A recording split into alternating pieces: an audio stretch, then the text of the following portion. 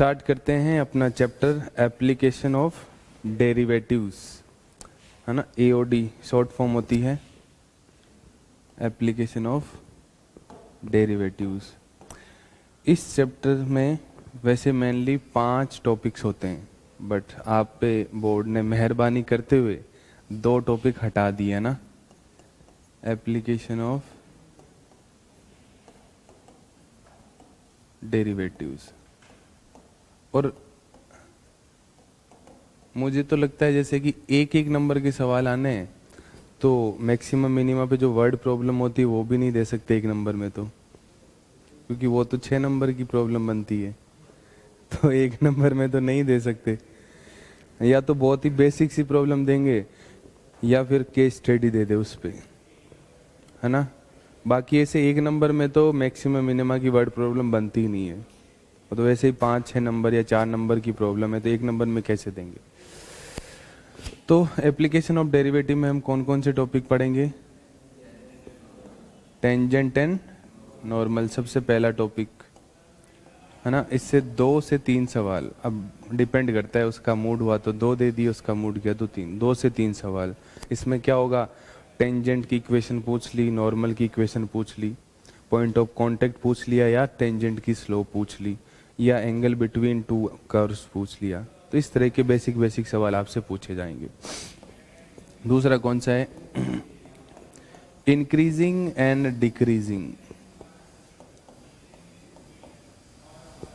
Decreasing functions. इससे भी वही 2 से 3 सवाल। इंक्रीजिंग का इंटरवल पूछ लिया, डिक्रीजिंग का इंटरवल पूछ लिया, इंक्रीजिंग है कि डिक्रीजिंग है, नाइदर इंक्रीजिंग नॉर इंक्रीजिंग है, यही सवाल बनेंगे। और लास्ट मैक्सिमा मिनिमम।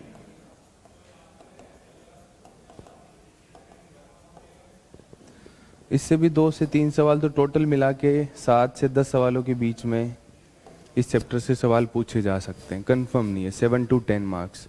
मतलब एओडी और लिमिट्स, कॉन्टिन्यूटी एंड डिफरेंशियबिलिटी मिला के 16-17 मार्क्स के सवाल बनते हैं वहां से, ठीक है। मैक्सिमम मिनिमा से कैसे सवाल पूछे जाएंगे, ग्लोबल मैक्सिमा, ग्लोबल मिनिमा कौन कौन से पॉइंट्स पे होगा, मैक्सिमम वैल्यू कितनी होगी, है ना। मिनिमा का पॉइंट कौन सा होगा, मैक्सिमा का पॉइंट कौन सा होगा, minimum value, maximum value, critical point कौन सा होगा, वो पूछा जा सकता है। और उसके अलावा वर्ड प्रॉब्लम बहुत बेसिक सी पूछी जा सकती है इस पे, तो बहुत बेसिक पूछी जाएगी, वो तो इजीली सोल्व हो जाएगी, ठीक है। तो ये 3 टॉपिक हैं। 2 टॉपिक रेट मेजर और अप्रोक्सीमेशंस वो हट चुका है, तो उसको पढ़ने की ज़रूरत नहीं है अपने को। तो 1 by 1 पहले टेंजेंट एंड नॉर्मल पढ़ेंगे, उसके कुछ सवाल सोल्व करेंगे, फिर इंक्रीजिंग डिक्रीजिंग, उस पर कुछ क्वेश्चंस, और मैक्सिमम मिनिमा और उस पर कुछ सवाल। टेंजेंट एंड नॉर्मल, तो किसी भी कर्व के लिए टेंजेंट का मतलब क्या होता है। जैसे मान लो एक रैंडम सा हम कर्व बना दें यहाँ पे, इस तरह का कोई भी कर्व, y = fx कर्व बना दिया हमने। इस कर्व के लिए किसी भी पॉइंट पे टेंजेंट का मतलब, किसी भी पॉइंट पे टेंजेंट का मतलब एक ऐसी लाइन जो उसको क्या करके निकले, टच करते हुए निकले। तो किसी भी कर्व पे कितनी टेंजेंट ड्रॉ की जा सकती है, इनफाइनाइट टेंजेंट। इनफाइनाइट पॉइंट्स होंगे तो इनफाइनाइट टेंजेंट ड्रॉ की जा सकती है, ठीक है। ये होगी टेंजेंट। और उसी पॉइंट पे यदि हमें नॉर्मल पूछा जाए तो नॉर्मल का मतलब क्या होगा, इसी के परपेंडिकुलर लाइन जो इसी पॉइंट से पास करे। तो ये तो होगी इसके लिए टेंजेंट, है ना। इस पॉइंट को P बोले तो point tangent at point P, और इसी के परपेंडिकुलर जो लाइन होती है वो क्या होगी, नॉर्मल हो जाएगी। ये हो गया नॉर्मल। पहले तो अपने को ये पता होना चाहिए टेंजेंट का मतलब क्या है, किसी भी कर्व के किसी भी पॉइंट पे टच करते हुए जो लाइन पास करती है वो टेंजेंट होती है। तो इसका मतलब टेंजेंट निकालने के लिए अपने को उस कर्व पे पॉइंट की रिक्वायरमेंट है, पॉइंट ज़रूरी है। पॉइंट जब तक मिलेगा नहीं तब तक हम इक्वेशन ऑफ टेंजेंट नहीं लिख सकते, ठीक है। और टेंजेंट और नॉर्मल दोनों ही है क्या, लाइन है। तो यदि हमें टेंजेंट की इक्वेशन और नॉर्मल की इक्वेशन पूछी जाती है तो एक तरह से इनडायरेक्ट वे में वो क्या पूछ रहा है, लाइन की इक्वेशन पूछ रहा है आपसे। क्या पूछ रहा है? लाइन की इक्वेशन। और इक्वेशन ऑफ लाइन लिखने के लिए अपने को क्या क्या रिक्वायरमेंट्स होती है, ये स्ट्रेट लाइन में हम पढ़ते हैं क्लास 11th में, है ना। या तो हमें एक पॉइंट के कोऑर्डिनेट मिल जाए, है ना, पॉइंट मिल जाए और स्लोप मिल जाए, dy/dx मिल जाए, पॉइंट मिल जाए, स्लोप मिल जाए, तो बहुत ही standard form y minus Y one equal to M X minus X one से उसकी इक्वेशन लिख सकते हैं। यदि ये कंडीशन मान लो नहीं मिले हमें, तो फिर क्या मिलेगा? एक पॉइंट की जगह 2 पॉइंट मिल जाए, क्योंकि हमने 2 पॉइंट फॉर्म भी पढ़ी है इक्वेशन ऑफ लाइन लिखने के लिए, है ना। तो हमें कभी डायरेक्टली पॉइंट और स्लोप दे दिया जाएगा, कभी 2 पॉइंट दे दिए जाएंगे, कभी हमें कुछ एंगल की इंफॉर्मेशन दे दी जाएगी, है ना। एंगल बना रहा है वो जो टेंजेंट है एक्स एक्सिस के साथ इतना एंगल बना रहा है, तो उसका मतलब भी इनडायरेक्टली क्या है? स्लोप। एंगल थीटा हो तो स्लोप क्या हो जाती है? Tan theta. बट वो जो एंगल होना चाहिए वो क्या होना चाहिए? पॉजिटिव एक्स एक्सिस से एंटी क्लॉकवाइज डायरेक्शन का एंगल होना चाहिए, तभी टेन थीटा होता है ना। डिफरेंट डिफरेंट कंडीशंस देंगे। मान लो आपको बोल दिया कि स्लोप है वो वाई एक्सिस को किसी पॉइंट पे कट कर रही है, तो एक पॉइंट मिल गया, तो 2 पॉइंट मिल जाए वहां से, तो 2 point form, point slope form हो जाए। इंटरसेप्ट फॉर्म में भी आपको इन्फॉर्मेशन दी जा सकती है। तो स्ट्रेट लाइन की बेसिक नॉलेज अपने को पता होगी, तो इक्वेशन ऑफ टेंजेंट और नॉर्मल लिखने में कोई दिक्कत नहीं होगी। ठीक है। अब देखो, यदि हमें पॉइंट दे रखा है तो स्लोप भी निकाली जा सकती है, क्योंकि हमें y दिया होगा ना, यहाँ पे y दिया होगा। यदि मैं इसको डिफरेंशिएट करूं तो क्या आ जाएगा? dy/dx आ जाएगा। और dy/dx ही क्या होता है? स्लोप। तो स्लोप निकालने के लिए हमें कर्व दिया हो और पॉइंट ही दिया होगा, स्लोप अलग से नहीं दी होगी, स्लोप हमें खुद निकालनी है। कर्व को डिफरेंशिएट करो विद रेस्पेक्ट टू x, और उसके बाद जो पॉइंट दे रखा है उस पॉइंट पे स्लोप चाहिए तो उस पॉइंट को पुट कर दो। यहाँ मान लो पॉइंट अल्फा कोमा बीटा दे रखा है ये, तो उस कर्व को डिफरेंशिएट करने पे आएगा dy/dx, है ना। और अल्फा कोमा बीटा पे जो वैल्यू आ जाएगी वो क्या आ जाएगी? उस पॉइंट पे उस लाइन के लिए स्लोप आ जाएगी, है ना। तो पॉइंट दे और कर्व दिया हो तो स्लोप हम खुद से निकाल सकते हैं। स्लोप निकल गई तो इक्वेशन ऑफ टेंजेंट और इक्वेशन ऑफ नॉर्मल दोनों ही लिखी जा सकती है। तो इक्वेशन ऑफ टेंजेंट क्या हो सकती है? P पॉइंट यदि हो हमारे पास x1, y1, तो y माइनस y1 ये क्या लिखा है हमने? Slope m x minus x1 dy/dx at x1, y1। ठीक है। हमें ये भी पता है कि यदि 2 परपेंडिकुलर लाइंस हो तो उनकी स्लोप का प्रोडक्ट कितना होता है? -1।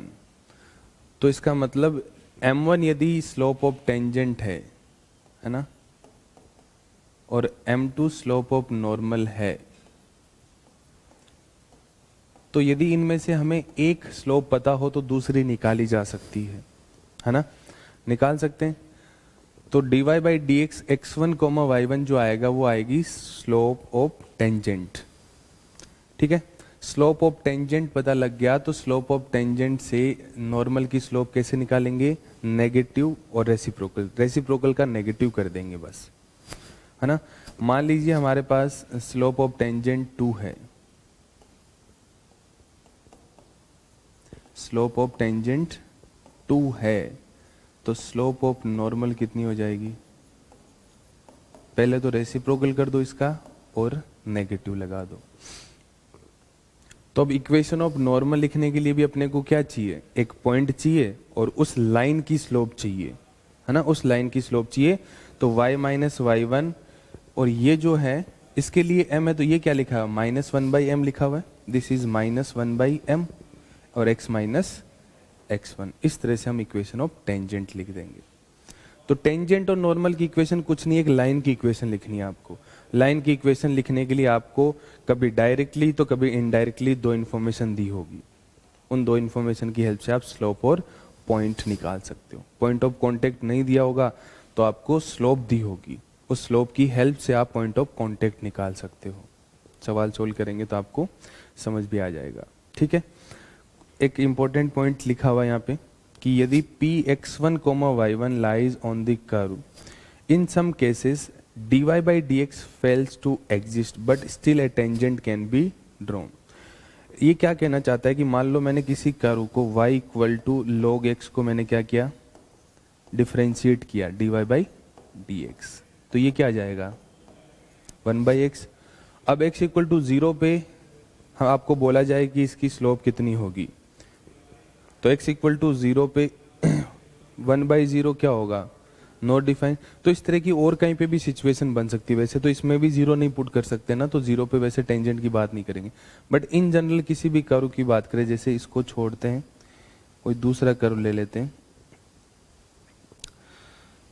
1/x-2 ले लिया मान लो, तो इसका डिफरेंशिएशन कितना हो जाएगा, -1/x-2 का होल स्क्वायर हो जाएगा, है ना। अब पॉइंट 2 पे टेंजेंट्स की बात करें तो dy बाई डी एक्स क्या होगा, नॉट डिफाइन, मतलब 1/0 होगा। तो जब भी कभी भी dy बाई डी एक्स की वैल्यू 1/0 बने, dy बाई डी एक्स की वैल्यू 1/0 बने, तो उसको नॉट डिफाइन नहीं लिखेंगे, हम 1/0 लिख देंगे। 1/0 तो लिख सकते हैं ना। तो इसका मतलब 1/0 लिखने से यदि स्लोप टेंजेंट की इक्वेशन चाहिए तो यहाँ 1/0 कर देंगे, फिर क्रॉस मल्टीप्लीकेशन कर देंगे, तो इधर वाला पार्ट 0 हो जाएगा और यहाँ से x इक्वल टू क्या आ जाएगा, x बना जाएगा। तो इसका मतलब क्या है, dy बाई डी एक्स की वैल्यू 1/0 कब होगी, जब टेंजेंट क्या होगी, वर्टिकल टेंजेंट होगी। x इक्वल टू x1 की लाइन क्या होगी, वर्टिकल लाइन सी तो होती है। तो जब भी वर्टिकल टेंजेंट की बात आएगी तब dy बाई डी एक्स की वैल्यू कितनी आएगी, 1/0। तो dy बाई डी एक्स 1/0 दिखते ही आपके दिमाग में क्या आना चाहिए, यहाँ पे क्या बनेगी, वर्टिकल टेंजेंट बनेगी, है ना। क्योंकि ये जो लाइन है ये पॉजिटिव x एक्सिस के साथ कितना एंगल बना रहा है, 90 डिग्रीज, और मैं 1090 की वैल्यू लिखूँ तो क्या लिखूंगा, 1/0 ही लिखूंगा। तो वर्टिकल जब भी टेंजेंट की कंडीशन होती है तब dy बाई डी एक्स की वैल्यू 1/0 आता है। तो इसका मतलब ये नहीं बोलेंगे हम कि टेंजेंट ही एग्जिस्ट नहीं करेगी, वो टेंजेंट कौन सी होगी, वर्टिकल टेंजेंट होगी, ठीक है। इसके बाद dy बाई डी एक्स की वैल्यू 0 का मतलब क्या है, और या tangent parallel to x axis है उसका मतलब क्या है। सवालों में इस तरह की सिचुएशंस दी होगी आपको बोला जाएगा कि इस कर्व के लिए जो टेंजेंट है वो पैरेलल टू x एक्सिस है। तो टेंजेंट क्या एक लाइन है, कोई भी line parallel to x axis हो तो वो x एक्सिस के साथ कितना एंगल बनाएगी, 0 डिग्री बनाएगी कि नहीं बनाएगी। ये x एक्सिस है और ये लाइन ले ली मैंने, तो कोई भी लाइन यदि पैरेलल टू क्या है, x एक्सिस, तो वो कितना एंगल बनाएगी x एक्सिस के साथ, 0 डिग्री। थीटा 0 है तो स्लोप कितनी हो जाएगी, tan 0, और tan 0 डिग्री की वैल्यू कितनी हो जाएगी, 0 हो जाएगी। मतलब dy बाई डी एक्स कितना होगा, 0। तो dy बाई डी एक्स 0 का मतलब हम बोलेंगे कि tangent parallel to x axis है। Tangent parallel to x axis का मतलब क्या बोलेंगे, dy बाई डी एक्स 0 करना है अपने को, है ना। दोनों कंडीशंस इधर से इधर भी यूज आएगी, इधर से इधर भी यूज आएगी, ठीक है। Tangent perpendicular to x axis बोले या पैरेलल टू y एक्सिस, दोनों का मतलब एक ही है ना, पैरेलल टू y एक्सिस, या तो परपेंडिकुलर टू x एक्सिस होगी या पैरेलल y, दोनों का मतलब तो एक ही है, तो लिखने का तरीका अलग अलग होगा।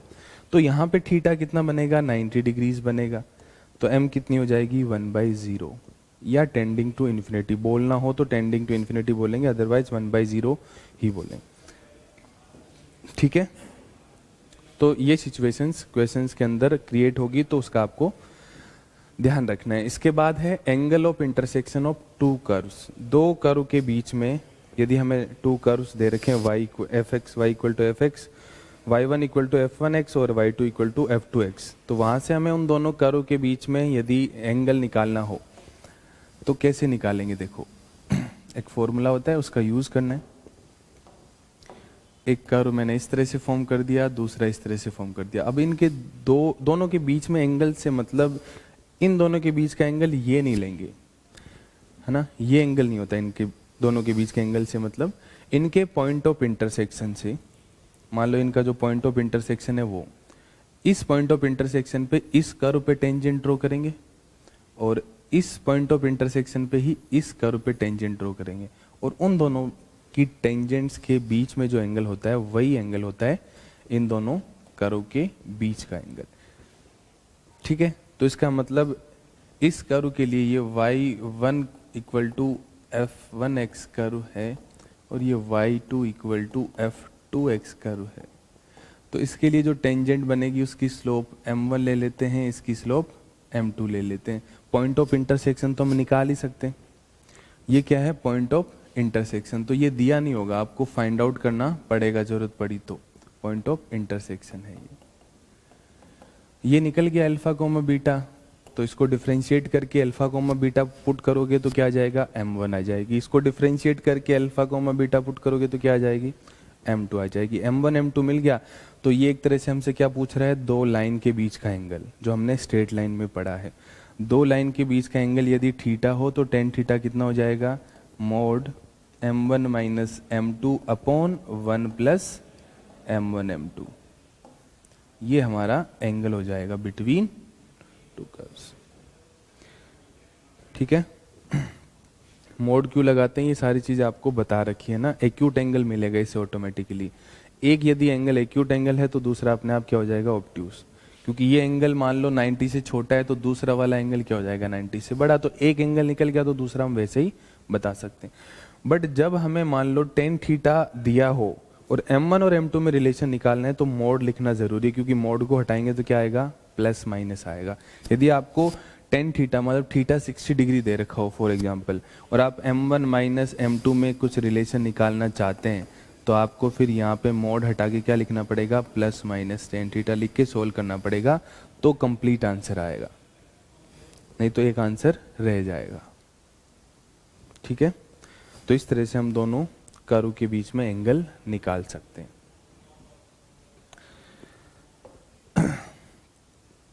तो थ्योरी वाला पार्ट यही था। पहला सवाल क्या? Find the equation of tangent to the curve y equal to this.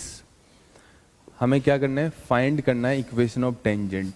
तो हमें कर्व दे दिया, तो जो जो इन्फॉर्मेशन गिवन हो उनको नोट कर लेंगे। सबसे पहले हमें क्या दे रखा है? Equation of curve. तो y equal to x cube plus 2x minus 4। अब देखो आगे इन्फॉर्मेशन क्या दे रखी है? Which are perpendicular. कौन? टेंजेंट। टेंजेंट क्या है? परपेंडिकुलर है। किसके? इस लाइन के। टेंजेंट परपेंडिकुलर है। टेंजेंट परपेंडिकुलर है किस लाइन के? x plus 14y minus 3 equal to 0। तो बताओ टेंजेंट की जो स्लोप होगी उसको मैं m1 बोल दूं और इसकी स्लोप को m2 बोल दूं, तो यहाँ से हमें m1 मल्टीप्लाई m2 कितना मिलेगा? -1 मिलेगा। तो ये लाइन इसीलिए दे रखी है जिससे कि मैं इसकी स्लोप निकाल पाऊँ। क्या निकाल पाऊँ? स्लोप निकाल पाऊँ। तो इसकी स्लोप निकाली जा सकती है किसी भी इक्वेशन की, स्ट्रेट लाइन की इक्वेशन की यदि हमें स्लोप निकालनी हो तो उसको y equal to M x plus c form में लिख दो, और वहाँ पे जो x का कोफिशिएंट m होता है वो स्लोप आती है। तो इसको लिखें तो y इक्वल टू क्या आ जाएगा? माइनस का x बाई 14 प्लस 3 बाई 14। तो कितनी वैल्यू हो जाएगी इसकी स्लोप की? तो m1 की वैल्यू निकालनी हो अपने को तो -1, और डिवाइड किससे करना है? -1/14 से। m2 से डिवाइड करना है। माइनस से माइनस कट गया तो स्लोप कितनी आ गई? 14। किसकी स्लोप आई? टेंजेंट की स्लोप मिलेगी। ठीक है, स्लोप मिल गई। हमें क्या क्या चाहिए होता है? जरूरत होती है पॉइंट और स्लोप चाहिए होती है। पॉइंट नहीं मिला, ठीक है कोई बात नहीं। यहाँ पे डिफरेंशिएट करेंगे तो dy/dx क्या मिलेगा? 3x² प्लस, और ये क्या है? स्लोप है। पॉइंट नहीं पता तो क्या कर लेते हैं हम? मान लेते हैं कि वो अल्फा कोमा बीटा है। तो यहाँ पे अल्फा कोमा बीटा पुट करते ये क्या हो जाएगा? x कोऑर्डिनेट ही बदलेगा। तो 3α² प्लस 2 की वैल्यू कितनी होगी?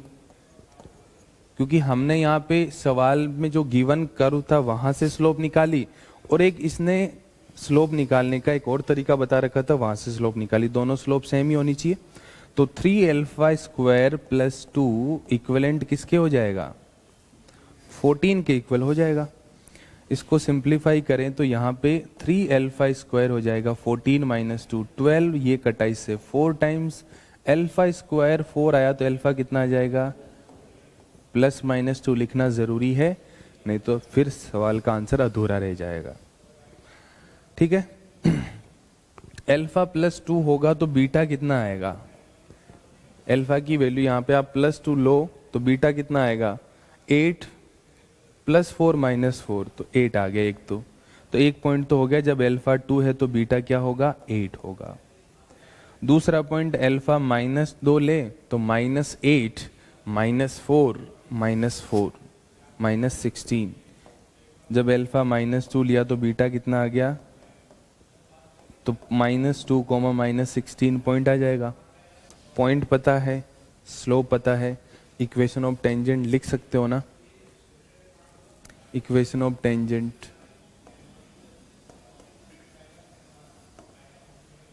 y - y1 किसके लिए? 4 पॉइंट, एक है 2,8, तो y - y1 ये है x1 और ये है y1। m कितना है? 14, x - x1। एक इक्वेशन तो ये होगी। और 4 पॉइंट -2, -16, इक्वेशन ऑफ टेंजेंट क्या हो जाएगी? Equation of tangent y - y1, तो माइनस माइनस प्लस हो जाएगा। m 14, x माइनस फिर प्लस हो जाएगा। इनको सिंप्लीफाई कर लो, आंसर आ जाएगा। ठीक है, तो ये तरीका रहेगा इसको सोल्व करने का। कोई दिक्कत? चलो अगला सवाल, find the slope of tangent. यहाँ पे हमें स्लोप पूछी है। क्या पूछा है? स्लोप। स्लोप फाइंड आउट करना है। क्या होगा? कर्व दे रखा है। क्या दे रखा है? y = 3x² - 6 at point on it whose x coordinate is 2। कौन से पॉइंट पे? उस पॉइंट पे, इस कर्व के उस पॉइंट पे स्लोप निकालनी है जिसका x कोऑर्डिनेट कितना दे रखा है? 2। यदि x कोऑर्डिनेट 2 है तो y कोऑर्डिनेट कितना हो जाएगा? 2 का स्क्वायर 4, 4 3 जा 12 - 6 6। तो हमें पॉइंट दे दिया, बट थोड़ा सा इनडायरेक्ट वे में दिया था, डायरेक्ट 2,6 नहीं दिया था, है ना। इस कर्व के कौन से पॉइंट पे स्लोप बतानी है?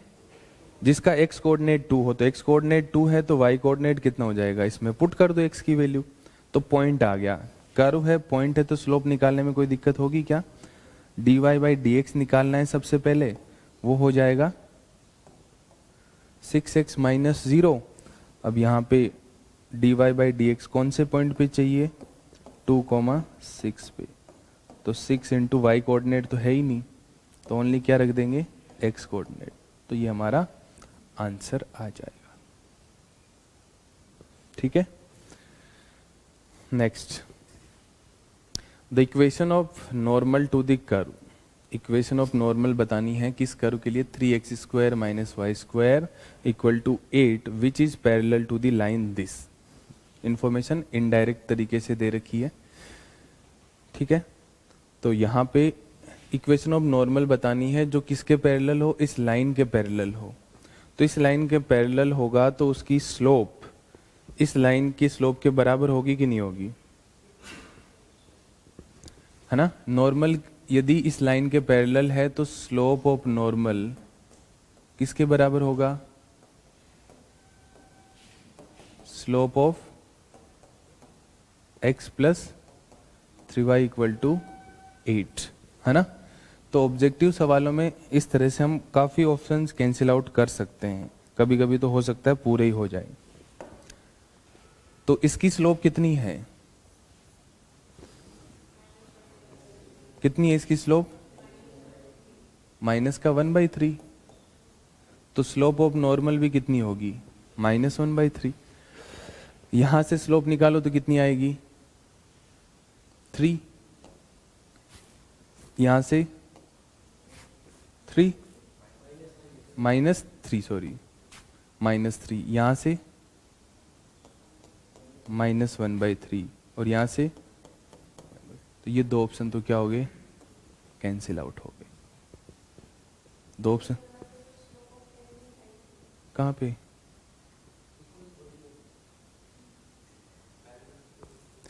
इक्वेशन ऑफ नॉर्मल बतानी है ये नॉर्मल इस लाइन के पैरेलल है, तो दो लाइन आपस में पैरेलल दे रखी है आपको, तो उन दोनों की स्लोप क्या होगी, बराबर होगी।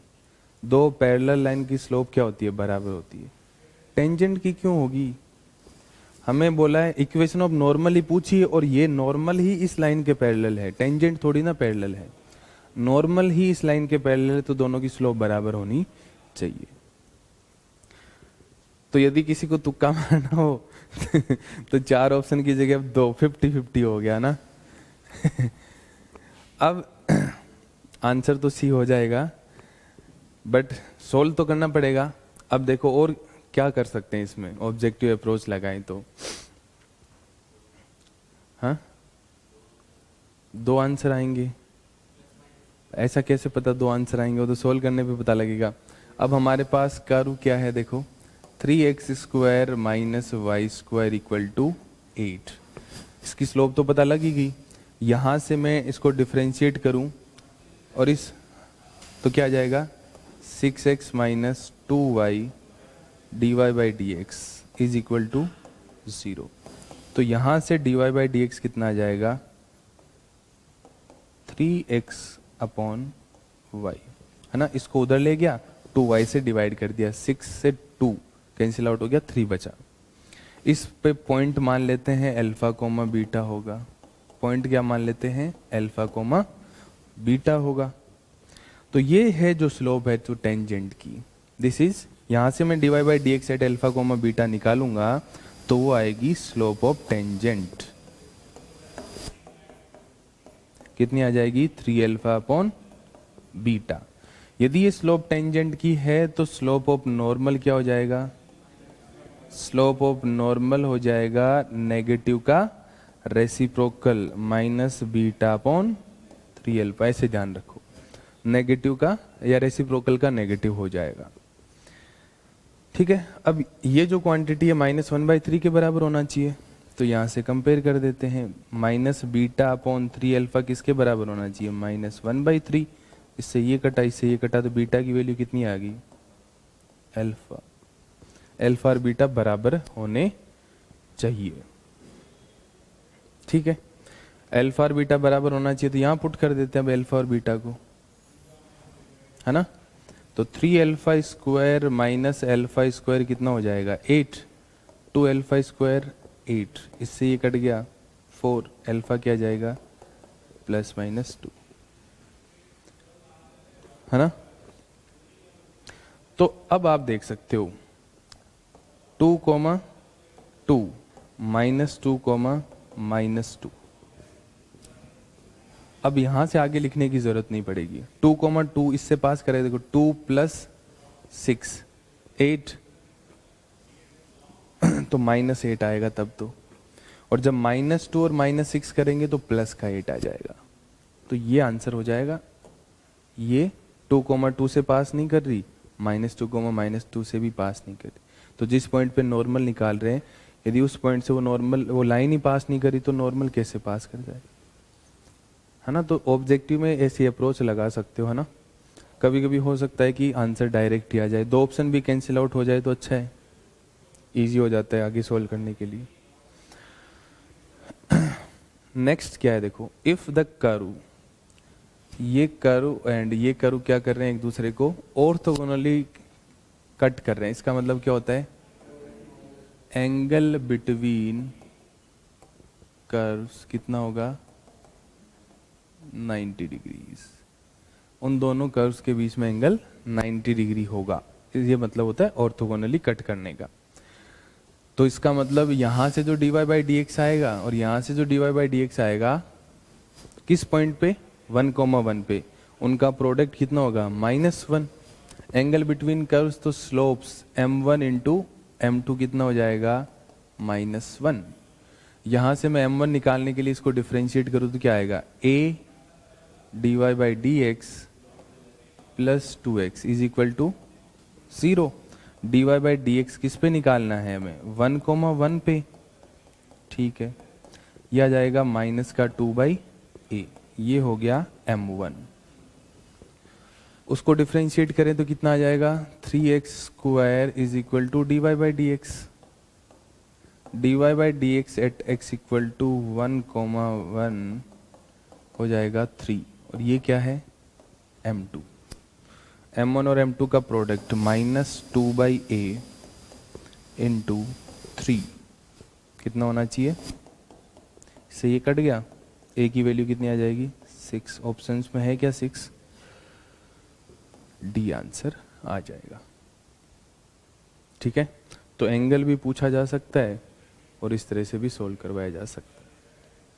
चलो ये आप सोल्व करो। The equation of tangent to the curve this where it crosses x axis. Equation of tangent बतानी है, कर्व दे रखा है अपने को और ये क्रॉस कहाँ कर रही है, equation of tangent x axis पे कट कर रही है।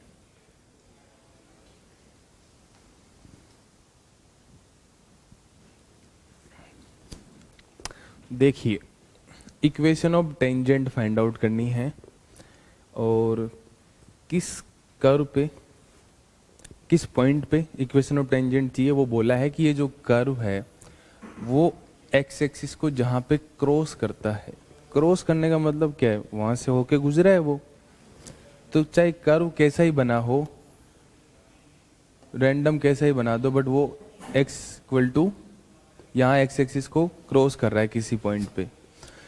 एक्स एक्सिस को यदि कोई पॉइंट लेना चाहिए हम एक्स एक्सिस पे, तो उसका वाई कोऑर्डिनेट कितना होता है, तो इस कर्व पे यदि किसी पॉइंट का वाई कोऑर्डिनेट 0 है तो एक्स कोऑर्डिनेट भी निकालने में ये हमारी मदद कर सकता है क्या, यस।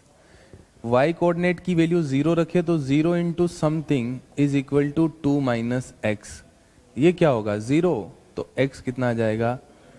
तो बातों ही बातों में इसने क्या कह दिया कि आपको 2,0 पे क्या निकालना है, इक्वेशन ऑफ टेंजेंट निकालनी है। सीधा सीधा नहीं बोलेगा ना, थोड़ा तो तुम्हें भी चेक करेगा।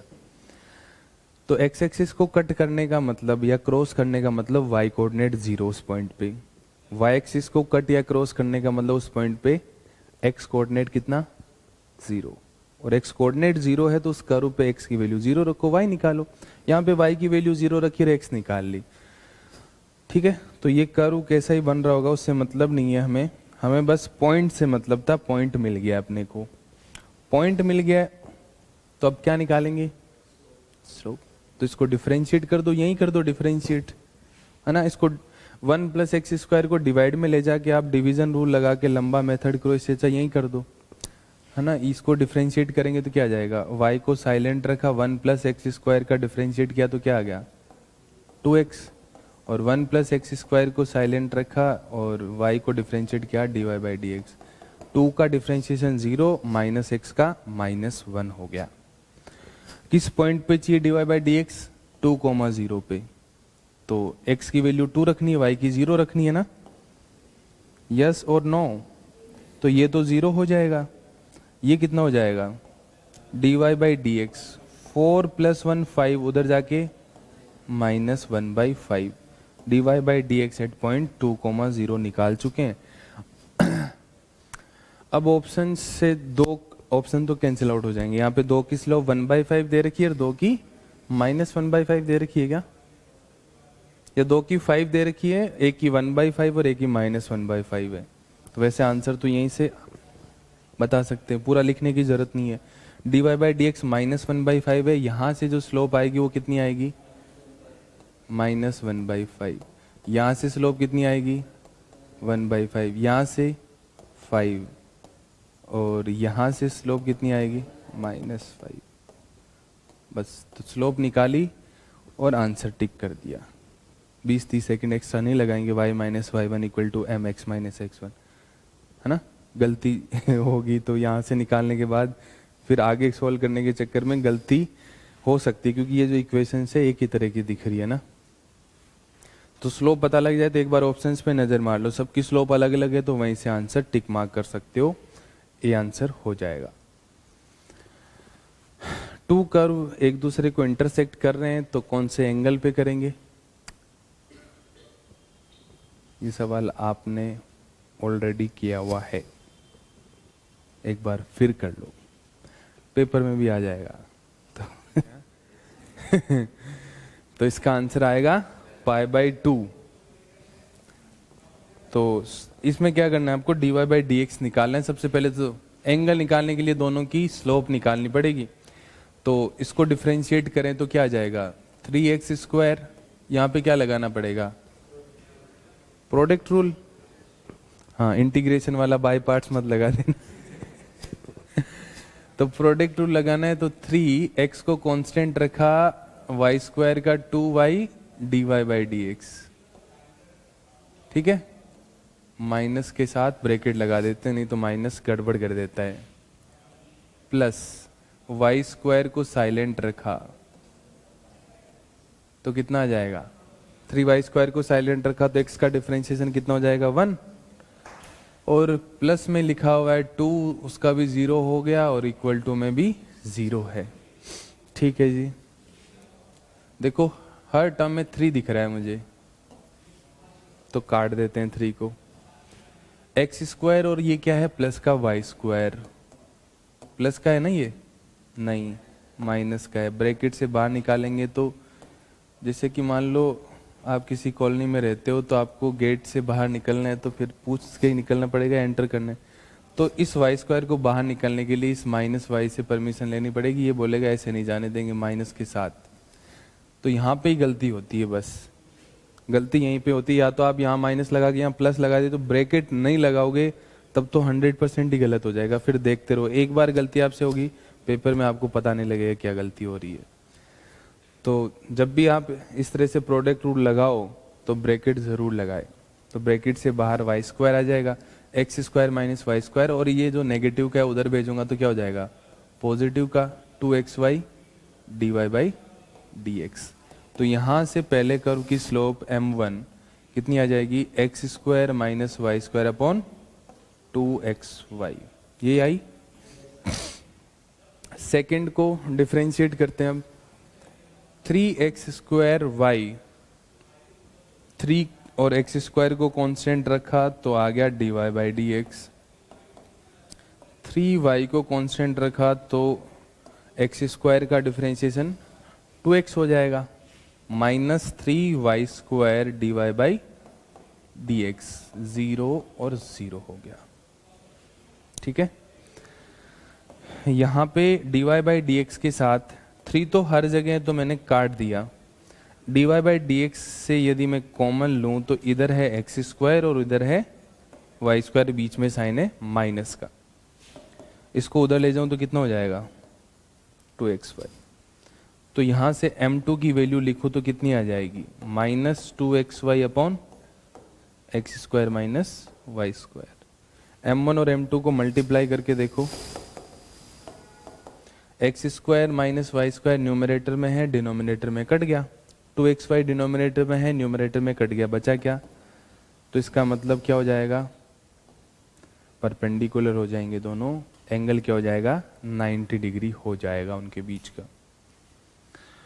चलो जी, ये था टेंजेंट्स एंड नॉर्मल्स।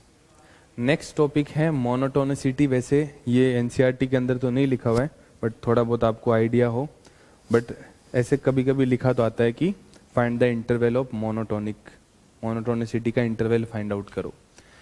तो कौन से फंक्शंस मोनोटोनिक कहलाते हैं, कौन से नहीं कहलाते हैं। तो ऐसे फंक्शंस जो या तो इंक्रीजिंग हो या डिक्रीजिंग हो अपने पूरे डोमेन के अंदर। जैसे छोटे छोटे एग्जाम्पल से मैं बात करूँ तो y इक्वल टू ई की पावर x, इसका जो ग्राफ बनता है वो इस तरह का बनता है। इंक्रीजिंग मतलब x की वैल्यू बढ़ाने पे y की वैल्यू बढ़नी चाहिए। इनपुट बढ़ाओ तो आउटपुट बढ़ता रहेगा। तो ये क्या है, ऑलवेज इंक्रीजिंग है। ऑलवेज डिक्रीजिंग वाले का एग्जांपल लेना हो तो e की पावर माइनस एक्स का ले लो, इस तरह का बनता है। x की वैल्यू बढ़ाते जाओगे तो y की वैल्यू कम होती जाएगी, घटती जाएगी। तो ऐसे फंक्शंस जो या तो इंक्रीजिंग हो या डिक्रीजिंग हो, दोनों नहीं होने चाहिए, एक होना चाहिए। और किस में, एंटायर डोमेन में। उसका जितना भी डोमेन है उसके अंदर वो या तो इंक्रीजिंग होने चाहिए या डिक्रीजिंग होने चाहिए। y equal to log x की बात करें तो भी यदि बेस e है तो इंक्रीजिंग होगा, ये x की वैल्यू बढ़ाने पे y की वैल्यू बढ़ती रहेगी। नॉन मोनोटोनिक फंक्शंस कौन से होते हैं, जो इंक्रीजिंग और डिक्रीजिंग दोनों हो, समय समय के साथ बदलते जाते हैं। साइन एक्स थोड़ी देर के लिए बढ़ा, फिर घटा, घटा फिर बढ़ा, ऐसे चलता रहेगा, है ना। इंक्रीज डिक्रीज, इंक्रीज डिक्रीज, है ना। इस इंटरवल से इस इंटरवल में तो इंक्रीज कर रहा है, इस इंटरवल से इस इंटरवल में डिक्रीज कर रहा है, फिर इंक्रीज कर रहा है, फिर डिक्रीज कर रहा है, इस तरह से चलता रहेगा। तो अपने डोमेन के अंदर कभी इंक्रीज करे कभी डिक्रीज करे। ये सारे जैसे मॉड एक्स भी हो गया, यहाँ पे पहले डिक्रीज कर रहा है फिर इंक्रीज कर रहा है। तो अपने डोमेन के अंदर इंक्रीज और डिक्रीज दोनों करे, दोनों चीजें हो, वो होते हैं नॉन मोनोटोनिक। तो अब सवाल कभी कभी ऐसे पूछा जाता है कि find the interval of monotonicity, या मोनोटोनिक का इंटरवल बताओ। तो वो आपसे क्या पूछना चाह रहा है, इंक्रीजिंग का इंटरवल अलग बताओ, डिक्रीजिंग का अलग बताओ, क्योंकि मोनोटोनिक का मतलब या तो वो इंक्रीजिंग होना चाहिए। तो ग्राफ जिस इंटरवल में इंक्रीज कर रहा है उसका इंटरवल सेपरेट, जिसमें डिक्रीज कर रहा है उसका इंटरवल सेपरेट आप बता दो, तो वहां पे क्या हो जाएगा, उस इंटरवल में वो क्या होगा, मोनोटोनिक ही होगा ना, क्योंकि उसमें इंक्रीज कर रहा होगा। तो जैसे मान लो साइन एक्स के लिए हमको बताना हो तो -π/2 से π/2, फिर कितना है ये 3π/2 से 5π/2। तो इन इंटरवल पे जो रिपीट होते रहेंगे 2π के बाद, तो इसको जनरल फॉर्म में 2nπ प्लस करके लिख सकते हैं। तो वो इंटरवल हो जाएगा ओनली इंक्रीजिंग का। तो ओनली इंक्रीजिंग का इंटरवल आप बता देते हो तो इसका मतलब उस ग्राफ को आपने क्या बना दिया है, मोनोटोनिक बना दिया है, क्योंकि वो जो इंटरवल है ओनली इंक्रीजिंग का है। और ओनली डिक्रीजिंग का वो भी मोनो। तो इंटरवल ऑफ मोनोटोनिसिटी पूछ लिया जाए तो उसका मतलब समझ जाओगे ना, ओनली इंक्रीजिंग का इंटरवल अलग होता है, ओनली डिक्रीजिंग का इंटरवल अलग होता है। इंक्रीजिंग और डिक्रीजिंग फंक्शंस। इंक्रीजिंग में दो तरह के होते हैं ना, एक तो होता है स्ट्रिक्टली इंक्रीजिंग और एक इंक्रीजिंग। तो बोर्ड्स के अंदर स्ट्रिक्टली वाली टर्म को यूज नहीं करते, इन जनरल कर ले तो ऐसा नहीं कि सर आपने बोला था करते नहीं, कर लिया अब क्या करें। तो मैं मतलब दोनों का बता दूंगा, स्ट्रिक्टली इंक्रीजिंग और इंक्रीजिंग। जैसे ये आपको दिख ही रहा है कि जैसे जैसे मैं राइट हैंड साइड में मूव कर रहा हूँ, मतलब y की वैल्यूज को क्या कर रहा हूँ, x की वैल्यूज को क्या कर रहा हूँ, इंक्रीज कर रहा हूँ। तो ये ऊपर की तरफ जा रहा है, मतलब y इंक्रीज कर रहा है। x को इंक्रीज करने के साथ साथ y भी इंक्रीज करता रहे तो उसको बोला जाता है इंक्रीजिंग। अब इसमें कुछ कुछ टर्म्स जैसे सब्जेक्टिव के लिए काम में आती है, जैसे यहाँ x1 है और यहाँ x2 है, तो x2 किससे बड़ा है, x1 से। तो यहाँ पे वैल्यू यदि ये y equal to F x का ग्राफ है तो ये क्या होगा f ऑफ x1, और वो क्या होगा f ऑफ x2। तो f ऑफ x2 क्या हो जाएगा, f ऑफ x1 से बड़ा हो जाएगा। तो यदि x2 को बड़ा कर रहे हैं हम x1 से, तो f of x2 f of x1 से बड़ा आ जाए तो वो इंक्रीजिंग होगा, है ना। इस तरह से भी मान लो कि कुछ ऑप्शंस में दे दे आपको, है ना, तो चीजें पता होनी चाहिए ऐसा देख के। जैसे आपको बोल दिया कि which of the following function is increasing, आपने उसमें इस तरह की सिचुएशन दे दी कि x2 x1 से बड़ा है, f of x2 f of x1 से बड़ा, इस तरह का लिखा दिखे तब तो क्या हो जाएगा, इंक्रीजिंग। इसी सिचुएशन के साथ हमें मान लो दिखे f of x1 is greater than f of x2, तो वो किस तरह का हो जाएगा, x2 बड़ा है f(x2) छोटा है, तो क्या हो जाएगा, वो डिक्रीजिंग हो जाएगा। तो इस तरह से चार ऑप्शंस में आपको पूछा जा सकता है, ये तो पता होना चाहिए। x2 बड़ा है x1 से, तो f(x2) f(x1) से बड़ा होगा तभी वो इंक्रीजिंग होगा। इसका उल्टा हो जाए तो वो क्या होगा, डिक्रीजिंग होगा। फिर आपको इस तरह से ग्राफ दिखेगा कोई भी, है ना, ये x2 बड़ा है बट f(x2) क्या है यहाँ पे, छोटा, यहाँ पे तो f(x2) क्या है, बड़ा है, तो ये हो गया डिक्रीजिंग। यहाँ x2 is greater than x1 है but f of x1 is greater than f of x2 है। तो ये कंडीशन भी बताती है कि वो इंक्रीजिंग है या डिक्रीजिंग है। ठीक है, ये ओनली इंक्रीजिंग डिक्रीजिंग की बात की मैंने।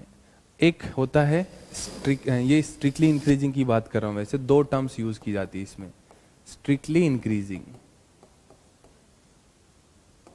और एक नॉर्मल इंक्रीजिंग। अब जो मैंने अभी ग्राफ बनाया वो स्ट्रिक्टली इंक्रीजिंग का है। ओनली इंक्रीजिंग में एक पॉसिबिलिटी और होती है कि जो ग्राफ है मान लो पहले बढ़ा, फिर कुछ टाइम पे कांस्टेंट हो गया और फिर बढ़ गया, है ना, ऐसी पॉसिबिलिटी हो सकती है।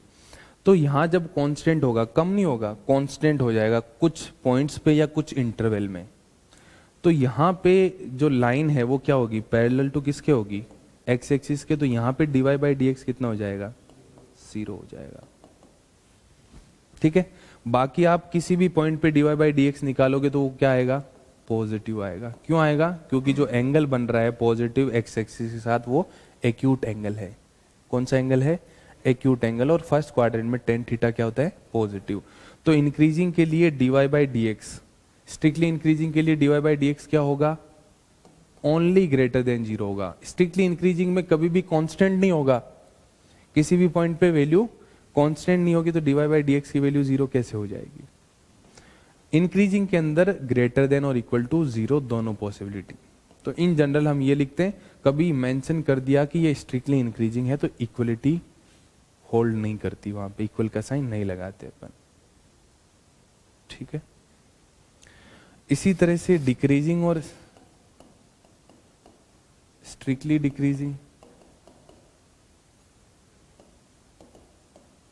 तो इसमें dy बाई डी एक्स, अब यहाँ पे इस कर्व में आप किसी भी पॉइंट पे टेंजेंट बनाओगे तो उसका जो एंगल होगा पॉजिटिव एक्स एक्सिस के साथ एंटी क्लॉकवाइज डायरेक्शन में वो ऑब्ट्यूज एंगल होगा।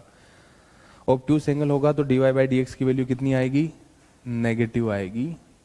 तो इसीलिए ही इंक्रीजिंग और डिक्रीजिंग चेक करने का दूसरा तरीका क्या होता है, ये तरीके से तो चेक कर नहीं सकते, हर एफ का हम ग्राफ नहीं बना सकते, तो तरीका तो होगा कोई चेक करने का। तो वो कौन सा तरीका होता है, dy बाई डी एक्स निकाल दो आप।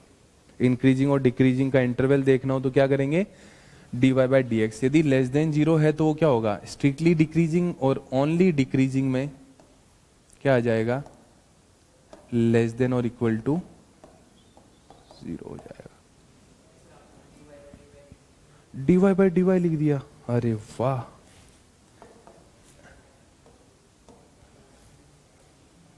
dy बाई डी एक्स, बोला तो dx ही होगा। ठीक है, तो अब यदि हमें इंटरवल ऑफ इंक्रीजिंग और डिक्रीजिंग निकालने का ही सवाल पूछा जाएगा, है ना, इंक्रीजिंग और डिक्रीजिंग, स्ट्रिक्टली का यूज बहुत कम करेंगे, इंटरवल पूछा जाएगा ना, इंटरवल ऑफ इंक्रीजिंग और डिक्रीजिंग का, तो हमें गिवन क्या होगा, y equal to F x given होगा, y equal to F x given होगा। अपने को करना क्या है, पहले स्टेप में क्या करना है, फाइंड क्या करना है, dy बाई डी एक्स। पहले स्टेप में dy by D x find out कर लो।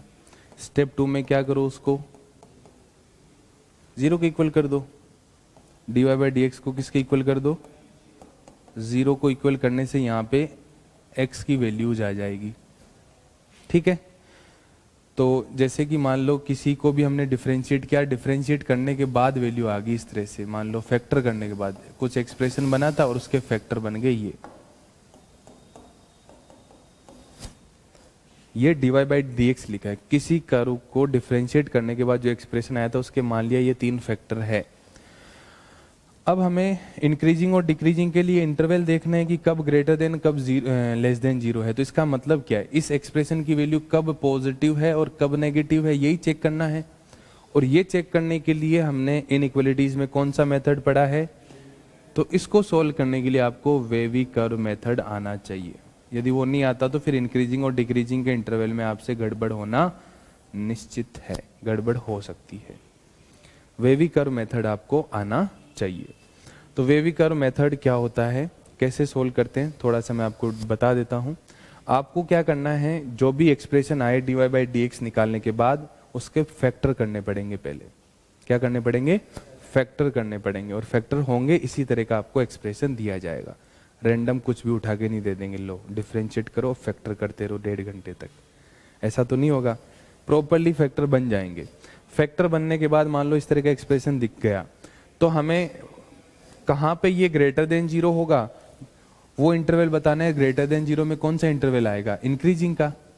लेस देन 0 में कौन सा इंटरवल आएगा, डिक्रीजिंग का इंटरवल आना है। तो फिर इसको सोल्व करने के लिए, इनइक्वालिटी को सोल्व करने के लिए आपको क्या करना है, सबसे पहले तो जो वेरिएबल होना उसके कोफिशिएंट क्या बनाओ, सेम साइन के बना लो। यदि यहाँ तीनों पॉजिटिव है तो तीनों पॉजिटिव रखो, तीनों नेगेटिव है तो तीनों को नेगेटिव कर दो। यदि इनमें कुछ फर्क आता है, जैसे कि मान लो दो पॉजिटिव और तीसरा नेगेटिव है, तो उसको क्या करना पड़ेगा, आपको बनाना पड़ेगा, पॉजिटिव बनाना पड़ेगा। कैसे बनाओगे, नेगेटिव से मल्टीप्लाई करके। ठीक है, मान लो एक नेगेटिव से मल्टीप्लाई कर रहे हो तो जो चीजें ग्रेटर देन जीरो के लिए होनी थी वो किसके लिए हो जाएगी, लेस देन जीरो के लिए, और जो लेस देन के लिए होनी थी वो ग्रेटर देन के। तो इनका इंटरवल भी आपस में इंटरचेंज हो जाएगा। और ऑप्शंस में ऐसे ही होगा, इंक्रीजिंग का इंटरवल जो लिखा होगा और डिक्रीजिंग का जो लिखा होगा उनको आपस में इंटरचेंज करके दे देंगे एक बार। तो एक माइनस से मल्टीप्लाई करने से साइन चेंज हो जाएगा, साइन चेंज होने से इंक्रीजिंग और डिक्रीजिंग का इंटरवल बदल जाएगा। दो माइनस से मल्टीप्लाई करने पे वापस कोई फर्क नहीं पड़ेगा। अब इसके लिए मान लो हमें चेक करना, तो वेवी कर्व मेथड में क्या करेंगे, नंबर लाइन पे जहां पे भी dy by D x zero आया था वो पॉइंट कौन कौन से हैं, -3, -2 और 1। इस तरह से नंबर लाइन पे इनको डिनोट कर लेंगे, x equal to 0। dy by D x जहां पे 0 आता है उनको कौन से पॉइंट बोला जाते हैं, क्रिटिकल पॉइंट्स हो गए, है ना।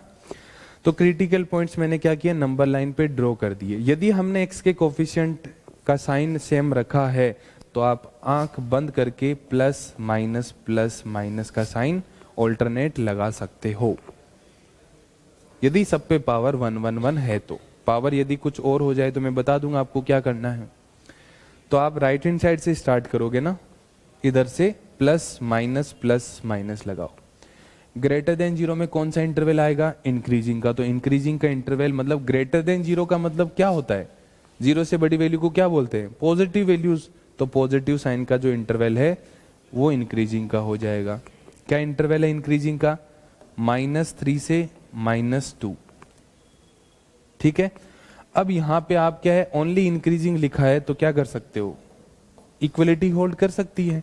तो -3 से -2 यूनियन 1 से इन्फिनिटी, इन्फिनिटी पे कभी भी इक्वलिटी का साइन आता नहीं है।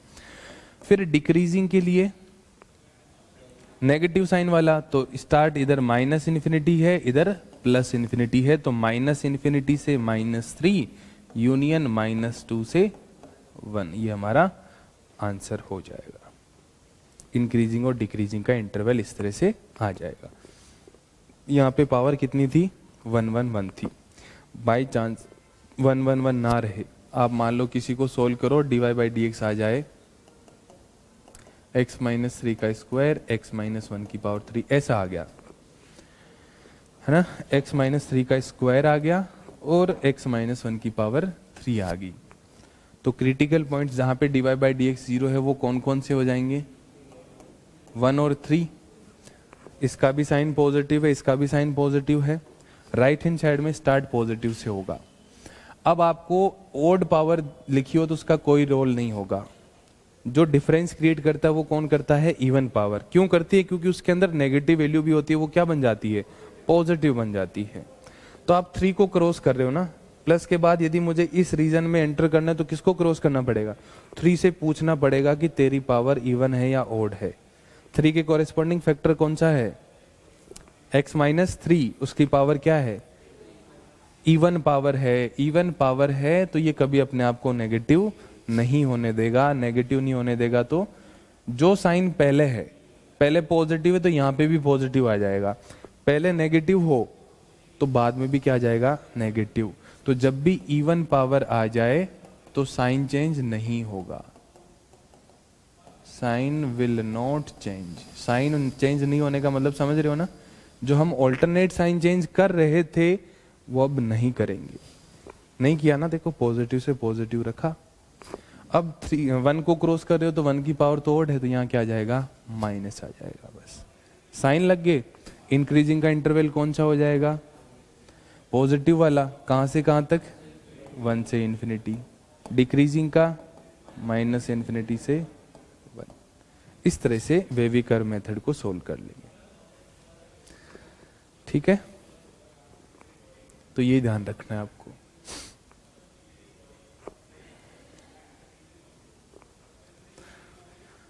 अब आगे सवाल, find the intervals in which the function given by f(x) is strictly increasing और strictly decreasing. Strictly word use कर लिया तो मतलब इक्वलिटी होल्ड नहीं करेगी। ठीक है, तो सोल्व करते हैं इसको। पहले तो हमें एफ एक्स दे रखा है तो क्या करेंगे, एफ डैश एक्स निकालेंगे, 3/10 into 4x³ 4/5 into 3x² 6x 36/5। ये 2 से कट गया, 2 टाइम्स ये 5 times, 6/5x³ minus 12/5x² minus 6x plus 36/5। LCM कितना आ जाएगा इनका, 5 आ जाएगा। तो 1/5 बाहर ले लिया, इधर हो जाएगा 6x³। 6 कॉमन आ रहा है क्या ऊपर से, यस कॉमन आ रहा है। तो यहाँ पे 6/5 कॉमन ले लिया, यहाँ से 6/5 कॉमन लेने पे यहाँ क्या बचा, यहाँ पे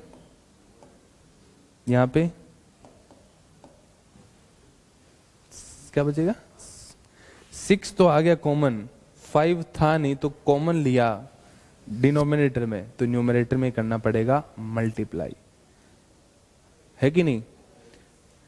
तो 5x आ जाएगा और वहां पे 6 आ जाएगा। क्यूबिक इक्वेशन बन गई, फैक्टर करने आने चाहिए क्यूबिक इक्वेशन के, नहीं तो फिर इंक्रीजिंग डिक्रीजिंग कितना ही आता हो कोई फर्क ही नहीं पड़ेगा, यहाँ आके फंस जाओगे। तो क्यूबिक के फैक्टर करने आपको आने चाहिए। तो क्यूबिक के फैक्टर करने के लिए हमें पहला जो फैक्टर होता है या पहली जो वैल्यू होती है वो हिट एंड ट्रायल से चेक करनी होती है। हिट एंड ट्रायल में भी ऐसे नहीं है कि रैंडम कोई भी वैल्यू पुट कर देंगे। यदि x³ का कोफिशिएंट 1 है तो 6 के जो फैक्टर्स होते हैं उन्हीं में से कोई एक वैल्यू वहां पे उसको 0 बनाती है। तो 6 के फैक्टर हो गया 1 × 6, 2 × 3, है ना। तो +-1 +-2 +-3 इनमें से वैल्यू रखते हैं हम, है ना। तो स्टार्ट करो 1 से दिख जाएगा 1 + 6 7 -7। बहुत ही इजी सा आएगा, इतना टफ आएगा नहीं। तो x = 1 रखने पे ये 0 बन रहा है तो क्या बोल सकता हूं, 1 उसका एक फैक्टर होगा। ठीक है जी, एक फैक्टर निकाल लिया। अब दूसरा फैक्टर और तीसरा फैक्टर निकालने के लिए हमें क्या करना पड़ेगा, यहाँ क्वाड्रेटिक बनानी पड़ेगी। क्वाड्रेटिक कैसे बनाओगे देख लो, सिंपल मेथड से। यहाँ पे हमें क्या चाहिए, x³, यहाँ कितना है तो x³ लाने के लिए क्या चाहिए, x²। अब ये x² इससे भी मल्टीप्लाई होगा और इससे भी मल्टीप्लाई होगा। x² को x से मल्टीप्लाई किया तो x³ तो आ गया, x² को -1 से मल्टीप्लाई करेंगे तो कितना आएगा, -x²। -x² हमारे यहाँ पास हमें अवेलेबल है, हमें चाहिए कितना, -2x² चाहिए। तो एक x² और चाहिए, वो इस x को किससे मल्टीप्लाई करने पे आ जाएगा, -x। अब -x को इससे मल्टीप्लाई किया तो -x², एक पहले था -x², एक और आ गया तो -2x² का काम खत्म। यहाँ कितना हो गया, प्लस का x, हमें चाहिए -5 और +1 है तो किससे मल्टीप्लाई, -6। और देखो -6 को -1 से मल्टीप्लाई करोगे +6, अपने आप बैलेंस होगी। इसके फैक्टर कर दो, अब इसके फैक्टर कर दो, क्या आ जाएंगे इसके फैक्टर, x-1 है यहाँ पे, क्या आ जाएंगे x-, देखो हमें प्रोडक्ट पे तो चाहिए -6 और सम पे चाहिए -1, तो -3 और +2। ऐसा कैसे देखा, देखो क्योंकि माइनस का 3x और प्लस का 2x होगा तो जोड़ने पे -x आएगा और मल्टीप्लाई करने पे तो -6 आ ही रहा है। तो ये dy/dx की वैल्यू आ गई x-1, x-3, x+2। अब किसका यूज करेंगे, वेविकर मेथड का। क्रिटिकल पॉइंट्स क्या है हमारे पास, तो इधर स्टार्टिंग छोटे से बड़े की तरफ बढ़ेंगे, -2, 1 और 3। ठीक है, positive sign positive sign positive sign, कोई चेंज नहीं करना, plus minus plus minus. Increasing का इंटरवल कौन सा हो जाएगा, -2, ओपन ब्रैकेट लगाएंगे ना क्योंकि स्ट्रिक्टली इंक्रीजिंग और स्ट्रिक्टली डिक्रीजिंग पूछा है, से 2 यूनियन 3 से इन्फिनिटी। डिक्रीजिंग का इंटरवल -∞ से -2 यूनियन 1 से 3, ये हमारा फाइनल आंसर हो जाएगा। क्लियर, तो इस तरह से हम सोल्व करेंगे। करो इसको सोल्व। देखो जिसका आंसर नहीं आया है देख लो एक बार। Find the intervals in which F X क्या इंक्रीजिंग और डिक्रीजिंग। तो y है हमारे पास x माइनस 1 का क्यूब x माइनस 2 का whole square, dy by D x निकालना है तो क्या करेंगे, प्रोडक्ट रूल लगाएंगे। प्रोडक्ट रूल लगाएंगे तो यहाँ पे इसको साइलेंट रखा और इसको डिफ्रेंशिएट कर दिया तो पहले तो पावर 2 का होगा, 2x माइनस 2, x माइनस 2 का कितना हो जाएगा, 1 हो जाएगा। फिर अब x माइनस 2 का होल स्क्वायर साइलेंट रहेगा तो 3 इंटू एक्स माइनस 1 का होल स्क्वायर और x माइनस 1 का 1 हो जाएगा। अब यहाँ पे कॉमन ले लो, जो जो कॉमन आ रहा है, x माइनस 1 का स्क्वायर कॉमन आ रहा है, यहाँ पे भी है, यहाँ पे भी है, x माइनस 2 कॉमन आ रहा है, बस यही कॉमन आया। यहाँ बचा 2x माइनस 1 प्लस यहाँ पे x माइनस 1 का स्क्वायर आ चुका है, x माइनस 2, 3 इंटू माइनस 2 बचेगा, x माइनस 1 का होल स्क्वायर x माइनस 2, ये 2x और 3x 5x माइनस 2 और माइनस 6 माइनस का 8। फैक्टर तो हो चुके हैं, dy बाई डी एक्स और इक्वल टू 0 करेंगे तो हमें क्रिटिकल पॉइंट्स क्या मिलेंगे, 1, 2 और 8/5 इनके बीच में आएगा तो 8/5 और 2 है ना। x के पॉजिटिव साइंस है हर जगह, positive positive positive, starting bye positive, 2 को पूछना पड़ेगा, ओड पावर है तो कोई दिक्कत नहीं है, पॉजिटिव 1 के साथ इवन पावर है तो जो साइन पहले है वही बाद में आएगा, जरूरी नहीं कि पॉजिटिव आएगा, इधर नेगेटिव होता तो इधर भी क्या आ जाता, नेगेटिव। जो पहले से चल रहा है ट्रेंड उसी को फॉलो करेंगे बस। अब हमें इंटरवल लिखना है तो इंक्रीजिंग का इंटरवल मतलब पॉजिटिव साइन ग्रेटर देन और इक्वल टू 0, माइनस इन्फिनिटी से कहाँ तक और यूनियन 2 से इन्फिनिटी। डिक्रीजिंग का इंटरवल 8/5 से 2 आ जाएगा।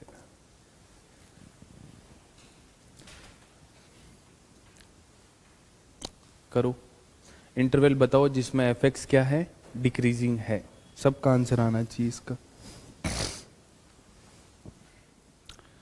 अब तक तो आ जाना चाहिए था आंसर, बहुत ही इजी सा सवाल है। एफ एक्स गिवन है तो यहाँ से डायरेक्ट एफ डैश एक्स निकालते हैं तो क्या आ जाएगा, 6x square 18x plus 12, 6 common आ जाएगा, x square plus 3x plus 2, factor क्या हो जाएंगे इसके, x प्लस 2 और x प्लस, किसी को इसके फैक्टर करने में तो दिक्कत नहीं है ना, क्वाड्रेटिक के फैक्टर तो हो जाएंगे। क्रिटिकल पॉइंट्स क्या हो गए, -2 और -1 प्लस माइनस प्लस, डिक्रीजिंग का इंटरवल पूछा है -2 से -1, ओनली 30 सेकेंड मैक्स लगेंगे ऐसे सवाल में, ज़्यादा टाइम लगाते हो तो मतलब कोई दिक्कत है।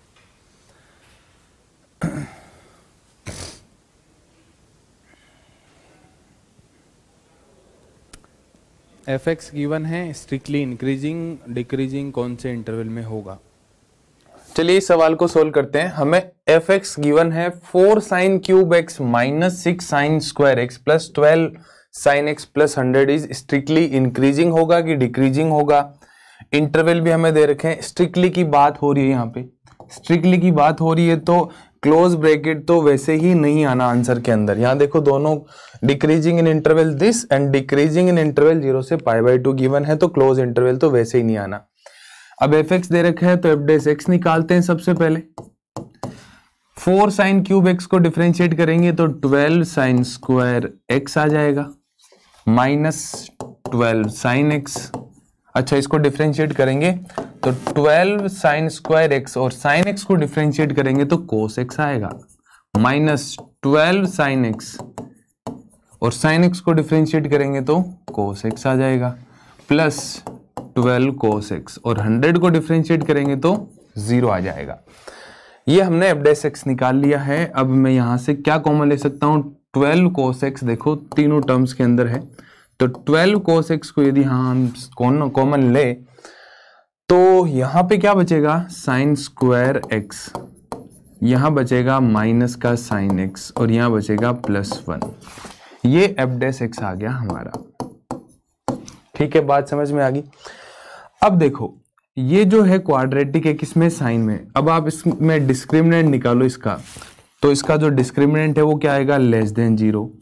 किसी भी क्वाड्रेटिक एक्सप्रेशन का डिस्क्रिमिनेंट लेस देन 0 हो और लीडिंग कोफिशिएंट पॉजिटिव हो, ग्रेटर देन 0 है यहाँ पे, तो उस एक्सप्रेशन की जो वैल्यू है ऑलवेज क्या होगी, पॉजिटिव होगी। तो ये क्वांटिटी तो कभी 0 हो नहीं सकती, तो cos x ही 0 होगा, cos x की वैल्यू ही 0 पॉसिबल हो सकती है। ठीक है, स्ट्रिक्टली इंक्रीजिंग और डिक्रीजिंग में अपने को क्या इंटरवल देखना है कि cos x की वैल्यू पॉजिटिव कब कब होगी, तब इंक्रीजिंग होगा, और डिक्रीजिंग कब, जब नेगेटिव होगी। तो cos x का ग्राफ ड्रॉ करते हैं, आप सभी को आता होगा ग्राफ, है ना। ये x एक्सिस है और ये y एक्सिस है। यहाँ π/2 आएगा, यहाँ पे पाई आएगा, यहाँ 3π/2 आएगा, इधर -π/2 आएगा। यहाँ ये नेगेटिव होगा, यहाँ पे cos x पॉजिटिव होगा, यहाँ नेगेटिव होगा। पॉजिटिव वाले में fx इंक्रीजिंग होगा, नेगेटिव वाले में fx डिक्रीजिंग होगा। तो इंक्रीजिंग पाई से 3π/2, पाई से 3π/2 में इंक्रीजिंग है क्या, नहीं है। डिक्रीजिंग π/2 से पाई में डिक्रीजिंग है क्या, नेगेटिव है यहाँ पे, यस। तो हमारा आंसर क्या हो जाएगा, डिक्रीजिंग इन इंटरवल π/2 से पाई।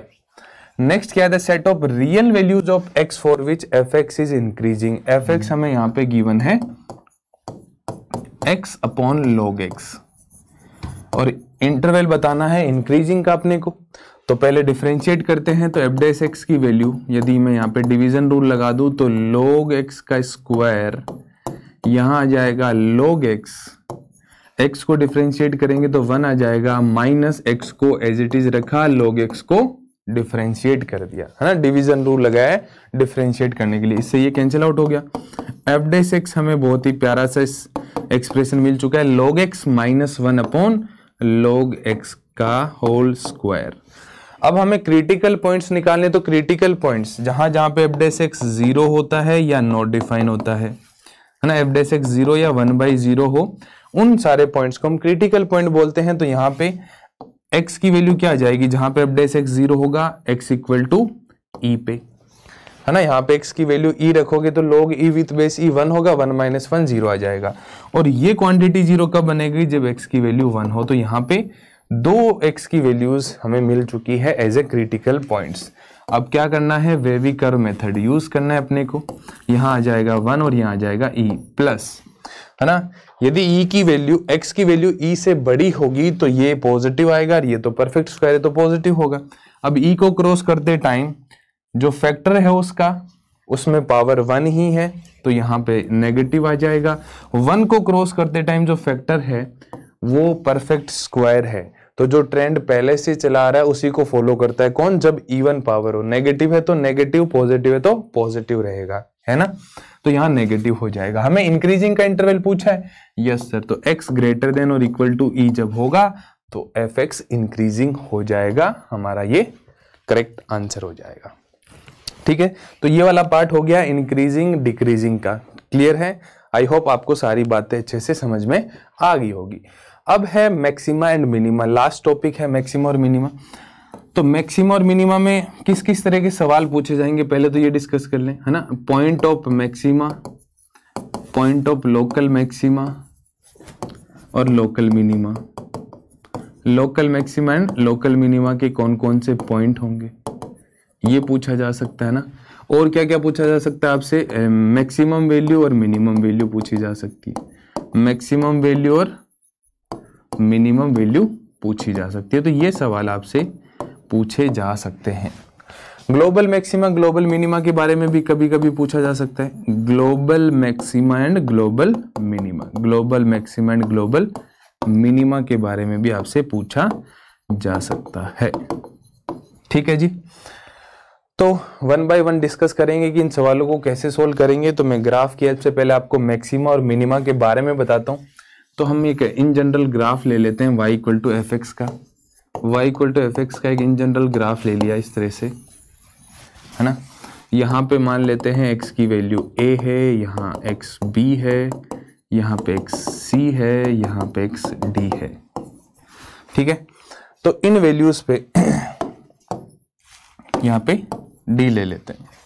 ठीक है, अब देखो यहाँ पे इस पॉइंट पे dy बाई डी एक्स कितना है 0, इस पॉइंट पे dy बाई डी एक्स कितना है 0, इस पॉइंट पे dy बाई डी एक्स 0, इस पॉइंट पे dy बाई डी एक्स 0। क्यों है dy बाई डी एक्स 0? क्योंकि यदि मैं इस पॉइंट पे टेंजेंट ड्रॉ करूँ तो पैरेलल टू एक्स एक्सिस होगी। इन सारे पॉइंट पे टेंजेंट ड्रॉ करने पे वो पैरेलल टू एक्स एक्सिस होगी, dy बाई डी एक्स 0 आएगा। तो इसका मतलब हमें एक चीज तो ये पता लगी कि जहां जहां पे dy बाई डी एक्स 0 होगा उन्हीं पॉइंट पे या तो मैक्सिमा होगा या मिनिमा होगा, उनके अलावा और कोई पॉइंट नहीं होंगे जहां पे मैक्सिमा मिनिमा एग्जिस्ट करता हो, है ना। तो ये जो पॉइंट है वो मैक्सिमा के पॉइंट हो जाएंगे, है ना। लोकल मैक्सिमा के पॉइंट क्या क्या है यहाँ पे ग्राफ से देखें तो लोकल मैक्सिमा के पॉइंट है x equal to a and x equal to c। Local minima के कौन कौन से पॉइंट हो जाएंगे? लोकल मिनिमा के पॉइंट हो जाएंगे x equal to b and d हो जाएंगे, है ना। अब ग्लोबल मैक्सिमा निकालना आपको, तो ग्लोबल मैक्सिमा कैसे निकालोगे? ग्लोबल मैक्सिमा निकालोगे जितने भी मैक्सिमाज है उनका उनमें से सबसे बड़ा, तो maximum of F of A comma F of C, F of A और एफ ऑफ सी में जो बड़ा होगा वो ग्लोबल मैक्सिमा हो जाएगा। और global minima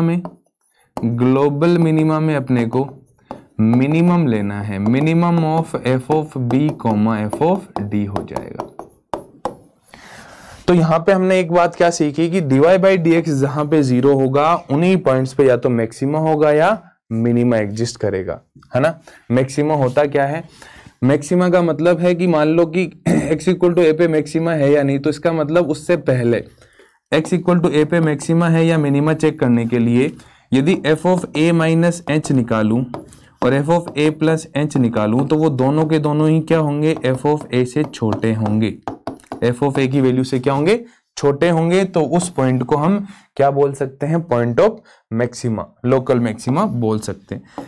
x equal to मान लो b पे चेक करना हो कि क्या होगा, तो यदि f of b minus H और f of b plus H की वैल्यू, b माइनस एच और b प्लस एच को तो आप समझते ही हैं, है ना, नेबरहुड से किसके? b के। यदि ये दोनों वैल्यू b से बड़ी, f ऑफ b से बड़ी हो जाए इधर और इधर, तो उस पॉइंट पे क्या होगा? लोकल मिनिमा होगा। ठीक है, तो ये भी एक तरीका होता है आइडेंटिफाई करने का कि लोकल मैक्सिमा होगा या मिनिमा। अब dy बाई डी एक्स को हम 0 कर चुके हैं। dy बाई डी एक्स को 0 करने के बाद जो हमें पॉइंट मिले उन पॉइंट्स पे मैक्सिमा होगा या मिनिमा होगा, ये चेक करने के लिए हम पहला मेथड पढ़ते हैं। इसमें पहला मेथड कौन सा होता है? Test for local maxima and minima when एफ(x) is differentiable, first order derivative test. और सेकंड होता है सेकंड ऑर्डर डेरिवेटिव टेस्ट। दो मेथड होते हैं, मैक्सिमा होगा या मिनिमा, वो चेक करने के किन पॉइंट्स पे जहां पे dy बाई डी एक्स 0 हुआ है। उसके अलावा कुछ इंपॉर्टेंट टर्म्स हैं। पहली टर्म है एक्सट्रीमम। एक्सट्रीमम का मतलब क्या होगा? एक्सट्रीमम टर्म यूज कहां की जाती है? It is a term use for both maxima and minima. मतलब कि जहां जहां पे dy बाई डी एक्स 0 होगा, जहां जहां पे dy बाई डी एक्स 0 होगा उन सारे पॉइंट्स को हम क्या बोलेंगे? पॉइंट ऑफ एक्सट्रीमम बोलेंगे, क्योंकि या तो वहां पे मिनिमा होगा या वहां पे मैक्सिमा होगा, है ना। तो जहां पे मैक्सिमा और मिनिमा, इसमें एक चीज छोड़ सकते हैं, पॉइंट ऑफ इन्फ्लेक्शन को हटाना पड़ेगा, पॉइंट ऑफ इन्फ्लेक्शन को हटाना पड़ेगा, है ना। पॉइंट ऑफ इन्फ्लेक्शन जहां जहां होगा वहां पे मैक्सिमा और मिनिमा एग्जिस्ट नहीं करेंगे, तो इसका मतलब वो पॉइंट ऑफ एक्सट्रीमम नहीं हो सकते। ठीक है, पॉइंट ऑफ इन्फ्लेक्शन की बात कर लेते हैं। यहां नाम आया था, इसको मैंने काट दिया है, यहां पे वापस समझते हैं।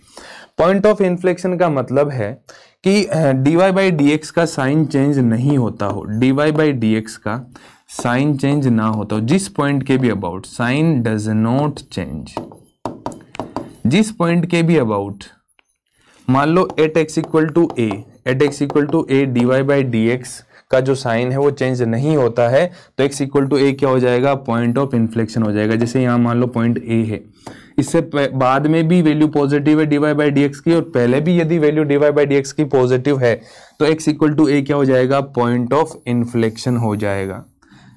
dy बाई डी एक्स का साइन बदला नहीं है, जब बदलता है तब मैक्सिमा या मिनिमा होता है ना।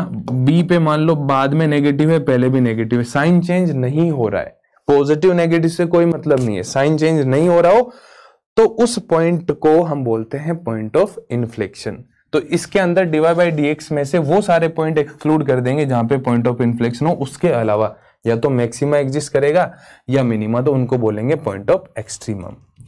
नेक्स्ट है इंपॉर्टेंट टर्म स्टेशनरी पॉइंट और उसके बाद है क्रिटिकल पॉइंट। स्टेशनरी पॉइंट होते हैं जहां पे dy बाई dx इक्वल टू 0 हो, ओनली x की वैल्यूज या वेरिएबल की वो वैल्यू जहां पे dy बाई dx क्या हो, 0 हो। क्रिटिकल पॉइंट में क्या होता है, स्टेशनरी पॉइंट तो आते ही आते हैं, उनके अलावा कुछ एक्स्ट्रा पॉइंट एड ऑन हो जाते हैं जहां पे dy बाई dx या तो 0 हो या 1/0, या तो dy बाई dx की वैल्यू 0 हो या नॉट डिफाइन हो, वहां पे डिफरेंशिएबल नहीं होने का मतलब dy बाई dx नॉट डिफाइन, dy बाई dx नॉट डिफाइन का मतलब उसकी वैल्यू 1/0। तो dy बाई dx जहां पे 0 या 1/0, जैसे कि फॉर एग्जांपल हमने किसी एक्सप्रेशन को डिफरेंशिएट किया और dy बाई dx आ गया x - 2 अपॉन x + 3, तो इसके लिए क्रिटिकल पॉइंट तो क्या होगा, only x equal to 2, sorry stationary point क्या होगा, only x equal to 2, critical point हो जाएंगे x इक्वल टू 2 एंड -3 दोनों हो जाएंगे। तो ये बात आपको समझनी है। अब समझते हैं फर्स्ट ऑर्डर डेरिवेटिव टेस्ट क्या होता है, जिससे हम क्या कर सके, लोकल मैक्सिमा का पॉइंट है या लोकल मिनिमा का पॉइंट है। तो इसके स्टेप्स क्या होंगे, पहले तो हमें y इक्वल टू fx तो क्या है, गिवन होगा, this is given, yes. dy बाई dx निकालेंगे, dy बाई dx फाइंड आउट करेंगे स्टेप 1 में, ठीक है जी, फाइंड किया। फिर स्टेप 2 में क्या करेंगे, dy बाई dx को 0 से इक्वेट करेंगे और वहां से x की वैल्यूज मिलेगी अपने को। फिर स्टेप नंबर 3 में हम क्या करेंगे, नंबर लाइन बनाएंगे और उन पॉइंट्स को, जैसे मान लो a, b और c पॉइंट आ गए, फिर इनको साइन देंगे कि पॉजिटिव नेगेटिव, पॉजिटिव किस तरह से होगा। dy बाई dx के ये साइन है, यदि नेगेटिव से पॉजिटिव जा रहा है तो वहां क्या होगा, मिनिमा होगा। क्यों होगा अभी बताता हूं, पॉजिटिव से नेगेटिव जा रहे हैं तो मैक्सिमा होगा, नेगेटिव से पॉजिटिव जा रहे हैं तो मिनिमा होगा। क्यों होगा वो भी मैं आपको समझा देता हूं। देखो, मान लो एक सिंपल सा मैंने ग्राफ बनाया जिसमें एक मैक्सिमा है और एक मिनिमा है। इस पॉइंट पे मैक्सिमा है, ये तो आपको दिख रहा है ग्राफ से। इस पॉइंट से पहले dy बाई dx क्या है, पॉजिटिव है कि नहीं है। देखो, किसी भी पॉइंट पे आप टेंजेंट ड्रॉ करोगे तो वो 90 डिग्री से छोटा एंगल बनाएगी। फर्स्ट क्वाड्रेंट में एंगल होगा तो पॉजिटिव होगा। इसके बाद dy बाई dx का साइन क्या है, नेगेटिव। कोई भी वैल्यू पॉजिटिव से नेगेटिव जा रही है, किसकी, dy बाई dx की। यहाँ पे dy बाई dx की वैल्यू पॉजिटिव से नेगेटिव जा रही है तो क्या होना चाहिए, मैक्सिमा। यहाँ पे नेगेटिव है, यहाँ तक नेगेटिव है, फिर यहाँ 0 होगी, फिर पॉजिटिव हो जाएगी। नेगेटिव से पॉजिटिव है तो बीच में क्या मिलेगा, मिनिमा मिलेगा। तो कोई भी dy बाई dx का साइन यदि नेगेटिव से पॉजिटिव जा रहा है तो मिनिमा को क्रॉस करते हुए जाएगा, पॉजिटिव से नेगेटिव जा रहा है तो मैक्सिमा को क्रॉस करते हुए जाएगा। तो आपको dy बाई dx का साइन देखना है, नेगेटिव से पॉजिटिव हो रहा है तो क्या हो जाएगा, मिनिमा, पॉजिटिव से नेगेटिव तो मैक्सिमा हो जाएगा। और यदि साइन पॉजिटिव से पॉजिटिव और नेगेटिव से नेगेटिव रहे तो पॉइंट ऑफ इन्फ्लेक्शन हो जाएगा, ना मिनिमा होगा ना maxima. This is first order derivative test. Next है second order derivative test. Second order derivative test में अपन क्या करते हैं, जैसे y इक्वल टू fx तो हमें गिवन है ही है, dy बाई dx करके हम क्या करते हैं, f डैश x निकाल लेते हैं, है ना। dy बाई dx निकाला और इसको इक्वेट टू 0 कर दिया, यहां से x की वैल्यूज मिल जाएगी अपने को।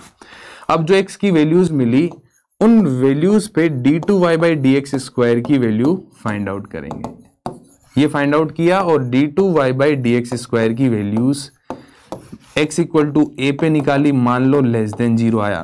d2y बाई dx स्क्वायर की value x equal to b पे निकाली, मान लो पॉजिटिव आया। नेगेटिव आया तो उस पॉइंट पे क्या होगा, मैक्सिमा होगा। पॉजिटिव आया तो उस पॉइंट पे क्या होगा, मिनिमा होगा। उस पॉइंट पे इस पे मैक्सिमा होगा, इस पे मिनिमा होगा। क्यों होगा, इसका रीजन समझा देता हूं मैं आपको। उसी तरह से एक सिंपल सा ग्राफ बनाते हैं, ठीक है। यहाँ पे dy बाई dx कितना है, 0 है। यहाँ पे भी dy बाई dx 0 है, a पॉइंट और ये b पॉइंट ले लिया हमने, ठीक है। अब यहाँ पे जो dy बाई dx है, y इक्वल टू fx लिया, उसको मैंने डिफरेंशिएट कर दिया तो dy बाई डी एक्स आ गया। dy बाई डी एक्स को एक नया फंक्शन मान लिया gx, ठीक है। dy बाई डी एक्स की वैल्यू इधर पॉजिटिव है इधर नेगेटिव है। कोई भी वैल्यू पॉजिटिव से नेगेटिव बन रही है तो इसका मतलब वो क्या हो रहा होगा, डिक्रीज हो रहा होगा। तो gx यहाँ पे क्या है, डिक्रीजिंग फंक्शन है, क्योंकि उसकी वैल्यू पॉजिटिव से नेगेटिव जा रही है। अरे जा रही है कि नहीं जा रही बताओ, ये पॉजिटिव पॉजिटिव फिर जीरो और फिर नेगेटिव, तो डिक्रीज हो रही है वैल्यू, तभी तो पॉजिटिव से नेगेटिव में एंटर की ना।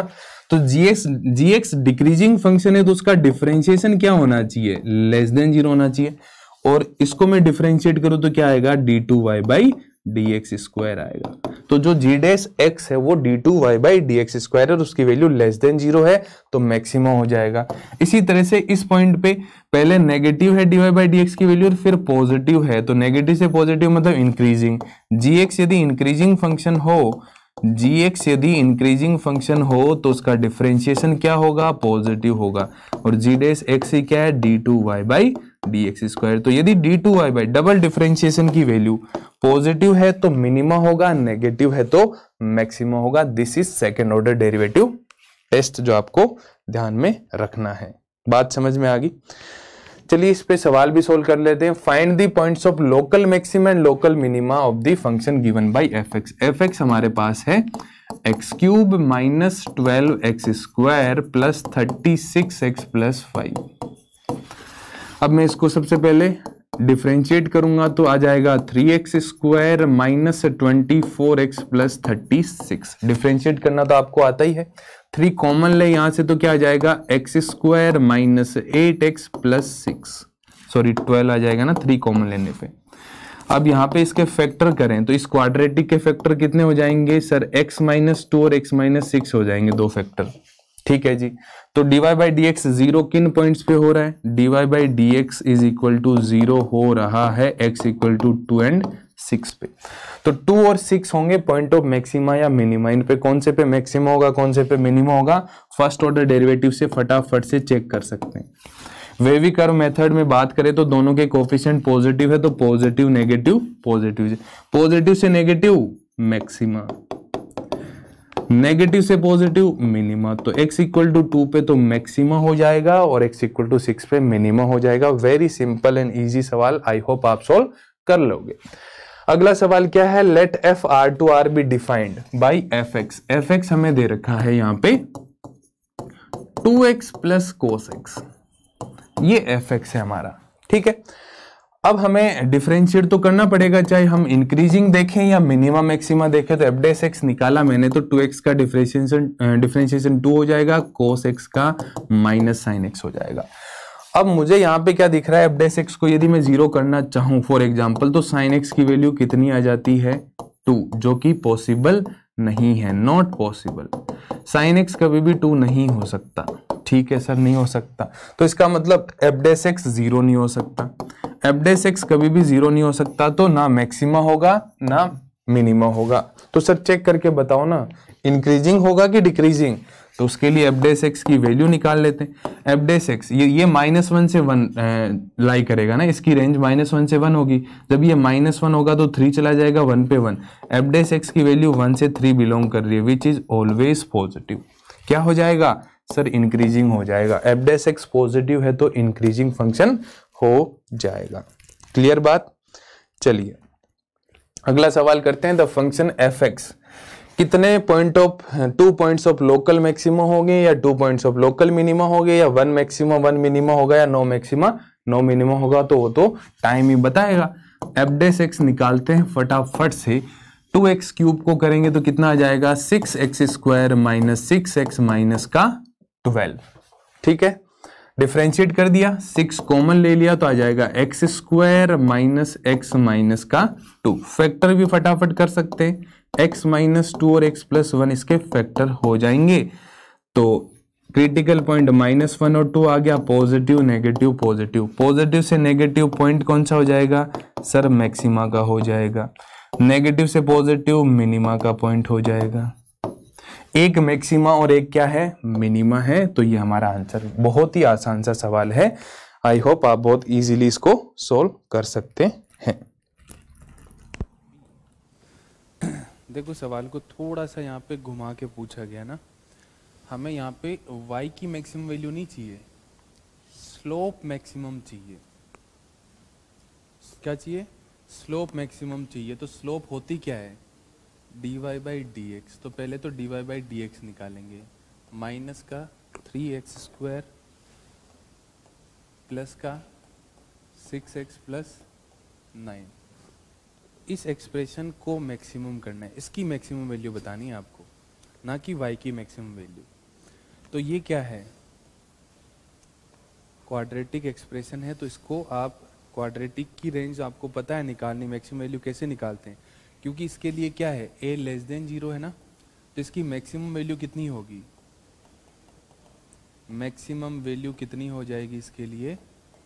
Minus d by 4a, minus d कितना हो जाएगा? B square minus 4ac, 36 plus 108 upon 4a minus का 144 अपॉन 12। तो आंसर कितना आ गया? 12। एक तो तरीका ये हो सकता है इसका, और यदि आपको मैक्सिमम मिनिमा से करना है तो फिर इसको डिफरेंशिएट करना पड़ेगा, तो इसको नया फंक्शन मान लेंगे अपन gx। तो यहाँ पे g डैश x निकालेंगे तो कितना आ जाएगा? माइनस का 6x प्लस 6। ये कब ज़ीरो होगा? x इक्वल टू 1 पे, x इक्वल टू 1 पे है। चेक कर लो x इक्वल टू 1 पे क्या आएगा, मैक्सिमा आएगा कि मिनिमा? तो यहाँ पे जो एक्सप्रेशन बनेगा 1 के बाद वैल्यू नेगेटिव आएगी, पहले पॉजिटिव आएगी, तो ये पॉइंट क्या हो जाएगा? Point of maxima. तो gx की वैल्यू 1 पे कितनी आ जाएगी? gx की वैल्यू 1 पे 9 प्लस 6 15 माइनस 3 कितना आ जाएगा? 12। This is method number 2 by maxima minima. Slope को मैक्सिमाइज करना है तो जो y दे रखा था उसको dy बाई डी एक्स से नया फंक्शन बनाना पड़ेगा, ध्यान रखिए इस बात का। y मैक्सिमम नीचे, यहाँ पे dy बाई डी एक्स की मैक्सिमम वैल्यू चाहिए अपने को। तो ये सवाल पूछा जा सकता है ना, अच्छा सवाल है, ध्यान रखें। The maximum value of the function बतानी हो, यहाँ पे इसकी मैक्सिमम वैल्यू बतानी है तो क्या करेंगे? पहले एफ डैश एक्स निकालेंगे।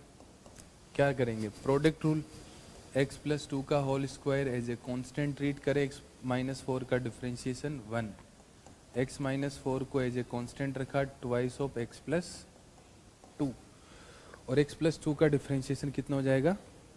1 हो जाएगा। यहाँ पे क्या कॉमन आ रहा है? x प्लस 2 अंदर आ जाएगा, x प्लस 2, और ये हो जाएगा 2x minus 8, x plus 2 3x minus 6, 3 common ले ले तो x प्लस 2 और x माइनस 2, ये एफ डैश एक्स आ गया। ज़ीरो कब होगा? ये x इक्वल टू माइनस 2 और 2 पे, तो इनमें से किसी एक पे मैक्सिमम होगा और किसी एक पे मिनिमम होगा। तो f ऑफ 2 वैल्यू निकाले तो कितना आ जाएगा? 4 का स्क्वायर 16 इंटू माइनस 2 कितना आ गया? माइनस 32। एफ ऑफ माइनस 2 निकाले तो कितना आ जाएगा? 0। इन दोनों में कौन बड़ा है? तो इसकी मैक्सिमम वैल्यू कितनी हो जाएगी? 0 हो जाएगी।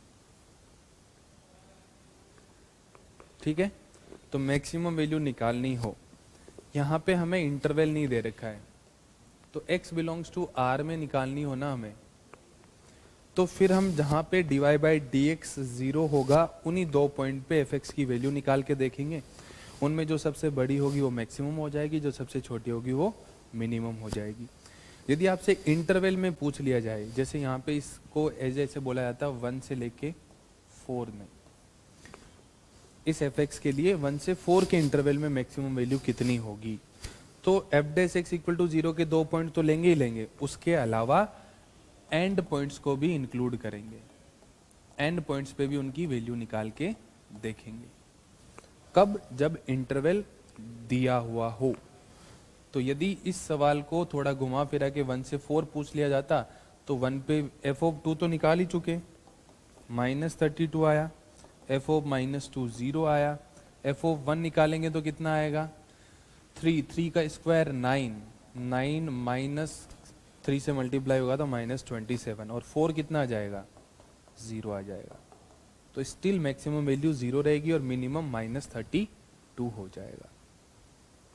तो इंटरवल को डिफाइन कर दें तो फिर उनके एंड पॉइंट पे भी एफ की वैल्यू निकाल के देखेंगे, और इंटरवल नहीं दे रखा तो -∞ से इन्फिनिटी में ओनली उन्हीं 2 पॉइंट पे चेक करेंगे, +∞ और -∞ पे चेक नहीं करेंगे।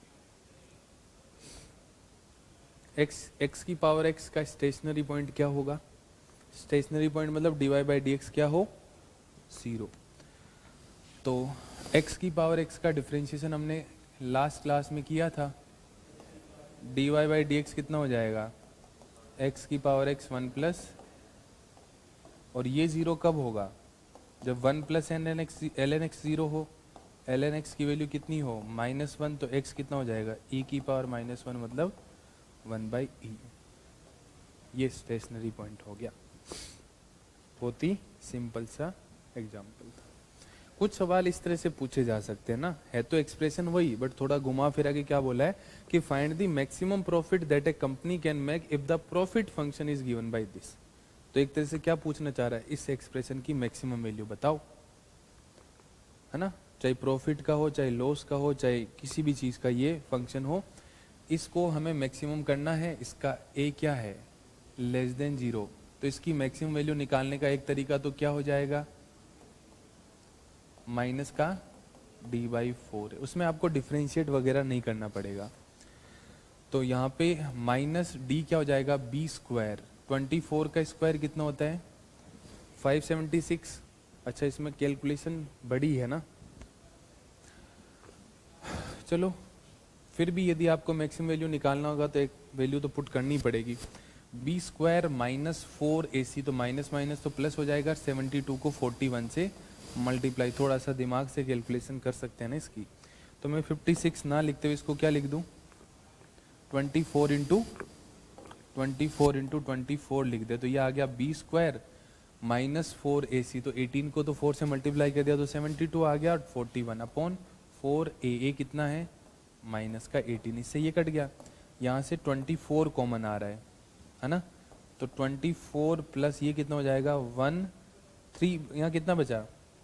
3 बचा ना, 3 से मल्टीप्लाई करने पे 123 अपॉन 72, इससे ये कट गया। इन दोनों को जोड़ोगे तो कितना आ जाएगा? 147।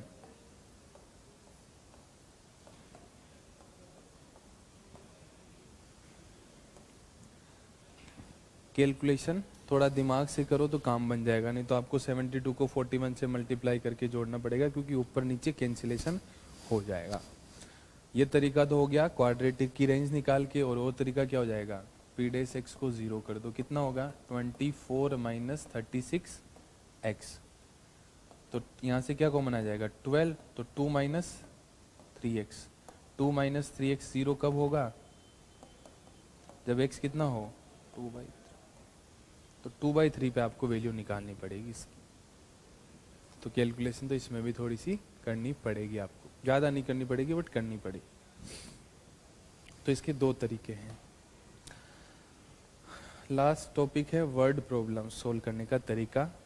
सवाल पूछा जाएगा तो 1 नंबर में मैंने आपको बताया था नहीं पूछा जाएगा, क्योंकि 1 नंबर का सवाल बनता नहीं है। इसका सवाल 6 नंबर का बनता है। वैसे बोर्ड में पूछा जाता था, सब्जेक्टिव में तो 6 नंबर का आता था, तो उसको 1 नंबर में तो दे नहीं सकते क्योंकि टाइम बहुत लगेगा। तो यहाँ से सवाल यदि केस स्टडी का सवाल बनता है तो फिर उसमें 3 या 4 सवाल होंगे, तो एक एक पार्ट पूछेंगे। तो हमें मेथड तो आना ही चाहिए क्या करना है उसके अंदर, है ना। तो इसका तरीका सिंपल है, सारे स्टेप्स फॉलो करने पड़ेंगे आपको। स्टेप्स बहुत ही बेसिक से, कोई रटना नहीं है इसको, ऐसे बड़ी थ्योरी लिखी देख के कि याद थोड़ी करना है। सिंपल सा प्रोसेस है। सबसे पहले सवाल को रीड करेंगे, अच्छे से समझेंगे।